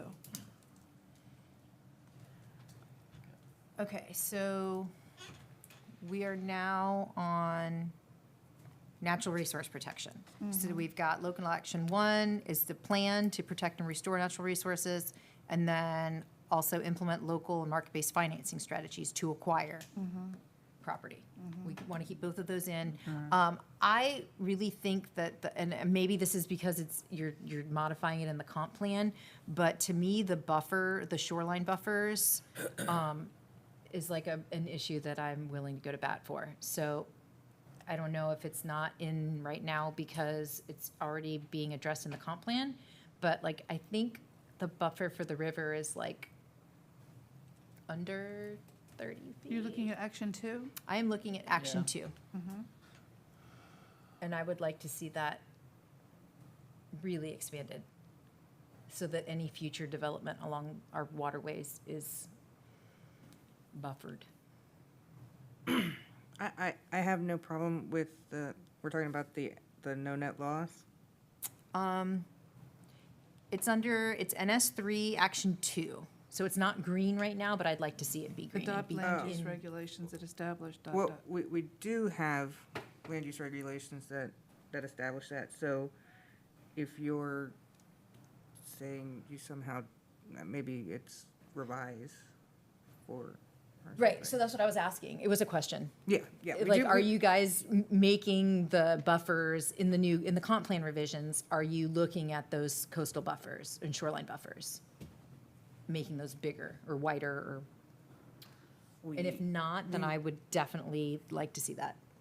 We would if, so when we would do that would be when we make the code adjustments after we get the comp plan, so if that comes through as a policy. So I guess what I'm saying is if you want it increased beyond no net zero or the place where we are now, then maybe you should include it because it's not a policy right now. Okay, Yeah, I would like to see it included. I would too. I as well. So I would maybe suggest, rather than having that as a whole nother policy, maybe revising the no net loss one to include something about that. That's an outcome. That's outcome two. The no net loss is not under natural resource protection, right? Where it's, It is, it's But it's outcome an outcome, two. so, And as 3 outcome 2. That's I further think we up. could combine those, if that's acceptable to you all. or, I mean, so in action one, so there is a natural resources element of the comp plan, so maybe combining it in there to achieve.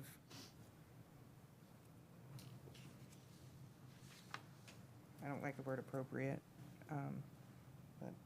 well, and there's different functions that buffers serve, right? So like some are more like wanting to preserve more natural habitat. Some of them are wanting to prevent erosion, right? So I think the intent that me personally is to create more habitat, not just, we don't want it to erode. So you want a more robust. Yes. So I would say maybe in that action one, develop a plan, et cetera, and revise land use regulations to increase quantity and quality of wetland stream shoreline buffer width. Perfect. So we're combining those two. Okay. I also had a suggestion to combine a few actions. I was initially suggesting combining NS3 Outcome 3 and NS5 Action 6 with NS3 Action 1, but let's take a look at that, 'cause that's kind of, okay, I'll just read it. Okay, so NS3 Outcome 3, connectivity, increase the amount of natural or restored areas directly connected to regional natural systems in order to improve ecosystem services.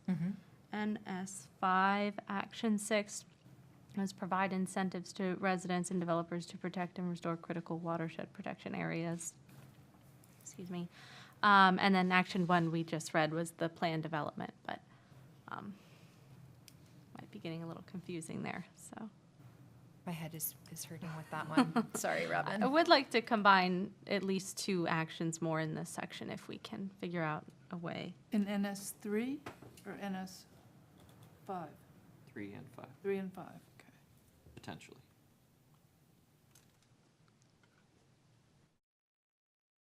Protection areas, protect and restore. So, Looks like, Dory, could I make a Yeah, statement? yeah.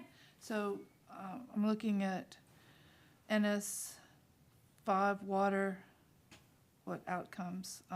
Provide incentives for residents and developers to protect and restore critical watershed protection areas. Could that be combined with the implement local market-based strategies to acquire land which is Action 7 under NS3.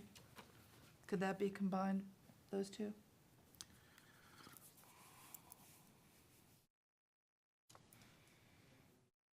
So that's like acquiring land and then also providing incentives for those that have critical land to be able to preserve it. Or not even critical land. If someone has, a half a lot next to their house that they, that they have no one to give it to or whatever, provide a way for them to give it to the city or to work with our sustainable community to offer that, I think they're different. I'd like to keep them both. But Do they have to be separate? I just don't want to get lost. Yeah, I hear you. And I think we're whittling down a lot. I would be okay with keeping both, but because to me, like, they're both really important. I agree. Are you keeping track of how many actions we've eliminated and? I think I that's mean, asking a bit much. I'm just wondering if we've really done, if we've done I feel like sufficient we've done whittling. a lot.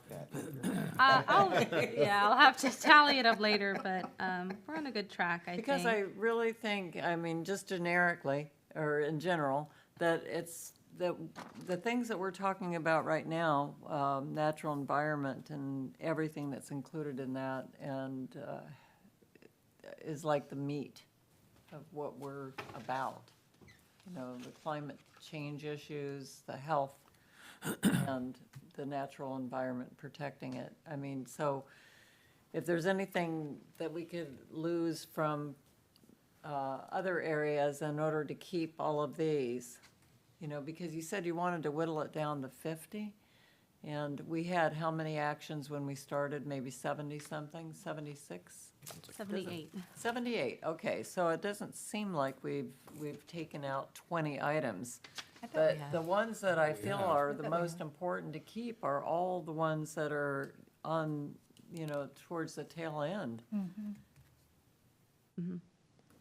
Yeah, and I do have a couple more. I've got maybe two more suggestions Okay, as we move forward. Just, sorry for some clarity. We are going to combine NS3 Action 2 and Action 1. Is that right? Action 2 and 1? Is that what you said? Yeah, that's what I have in my notes, but I'm Yes. just making sure. Okay. And we are keeping the others of NS3 that are in green. Correct. Okay. Okay. Moving on then, outdoor air quality. We don't have those in. And then, I recommended that we continue, that we include the achieve consistent good status for 7 major criteria pollutants. That's carbon monoxide, et cetera. And then I argued that we should include local action 1.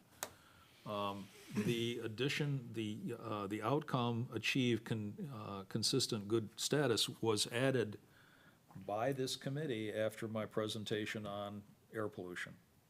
And it was a unanimous vote. So I think these two, the outcome and the local action needs to stay in as part of the plan. I think this is one area where we were just a little bit concerned about the implementability of this at the city level. Air quality is not typically regulated by the city. We're a very, we're a relatively small, municipality within the overall context of Pinellas County, and we obviously share the air with all the rest of the folks around us. So There is a specific polluter just across the river, the Anklo Power Plant, which is burning, it used to burn coal until very recently, now burns natural gas. And if you go and spend time around that plant, you will notice an acrid smell. You'll notice it in the back of your throat. This is specific to Tarpon Springs. But we can't regulate that. You can measure it. But we can't regulate that power plant. No, you can't regulate, but you can advise the citizenry about the air quality on given days. It's easy to measure air quality. It's easy to monitor it. Yeah, well, that being the case, that's not necessarily what these two action items are recommending. One is to achieve consistent status over, you know, a natural system quality that we don't regulate, which is different than what you're talking about, which is education and outreach. And the second one was to conduct a study to evaluate geographic area. So that was one we kind of viewed in the same lens as these other demonstrate type action items, which is we're going to do another study to develop information that likely doesn't lead us to implementing any changes because we don't regulate those activities. So it's another study that we're doing a study to do a study, but it doesn't result in any measurable changes in public health for the citizens.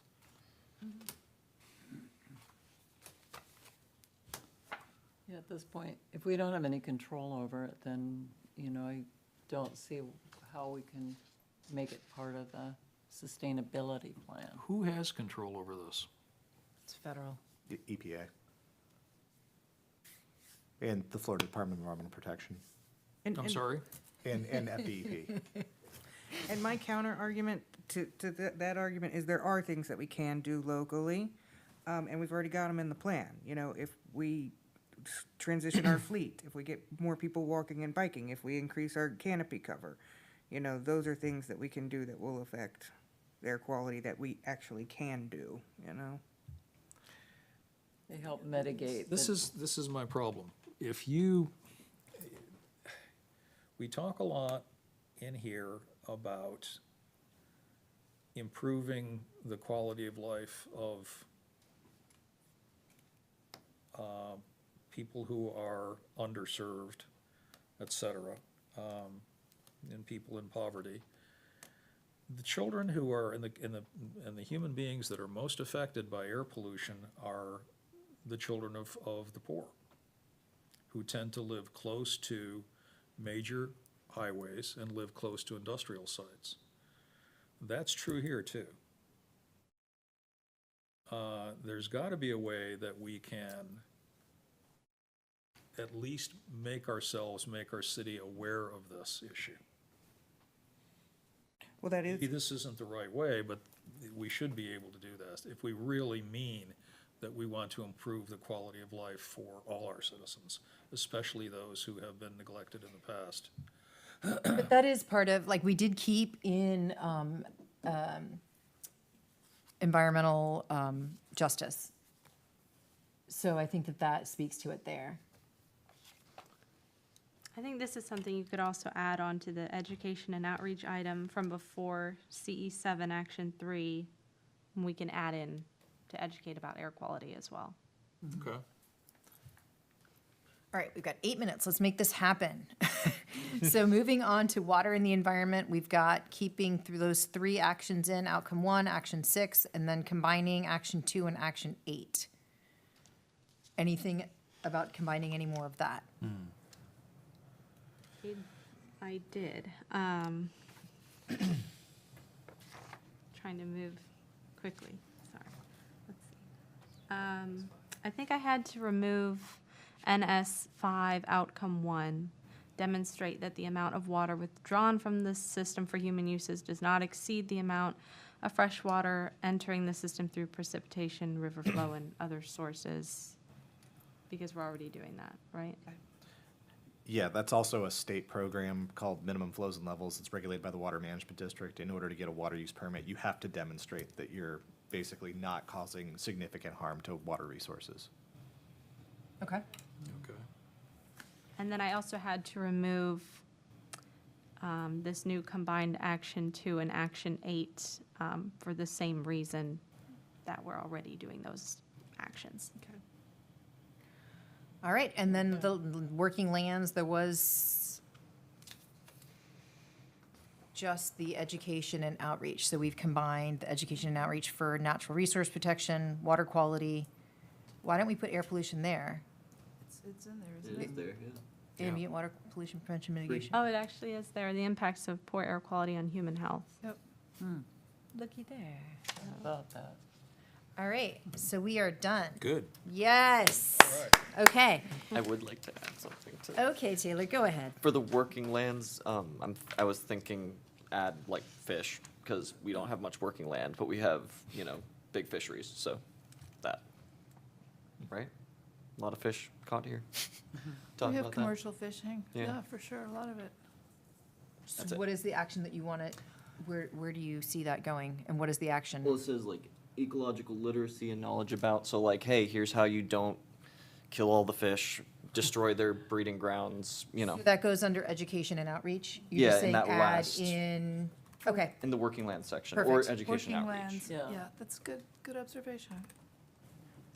Working lands did you and catch water. that, Robin? You got that? Yes. Okay. Okay.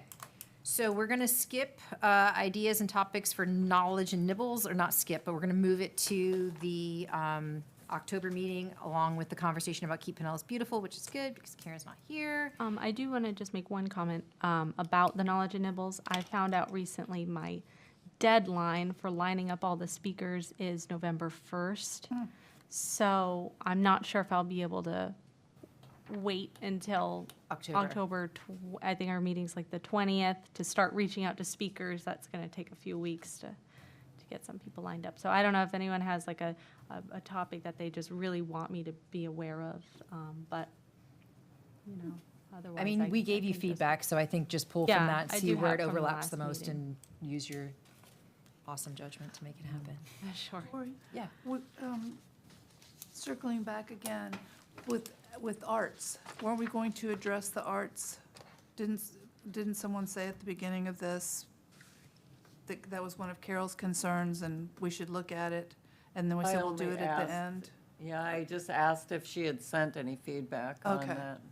But if she has not commented on it, then we have, I didn't see that it was a necessary part at this Gotcha. moment.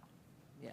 All good. I just was asking, because she was very adamant that it Right. needed to be included, and I thought she might have sent some sort of feedback. I didn't get any Okay. email or anything like that with comments. Onward. All right, so items for the next agenda meeting. Does anyone have anything that they would like to add for next agenda, next month's agenda besides so it sounds like got the Keep Pinellas Beautiful, Nips and Nibbles can't happen because of the time constraint. So we'll just surprise you with a fun agenda that Robin comes up with. Okay. Public comments, seeing none. Staff comments.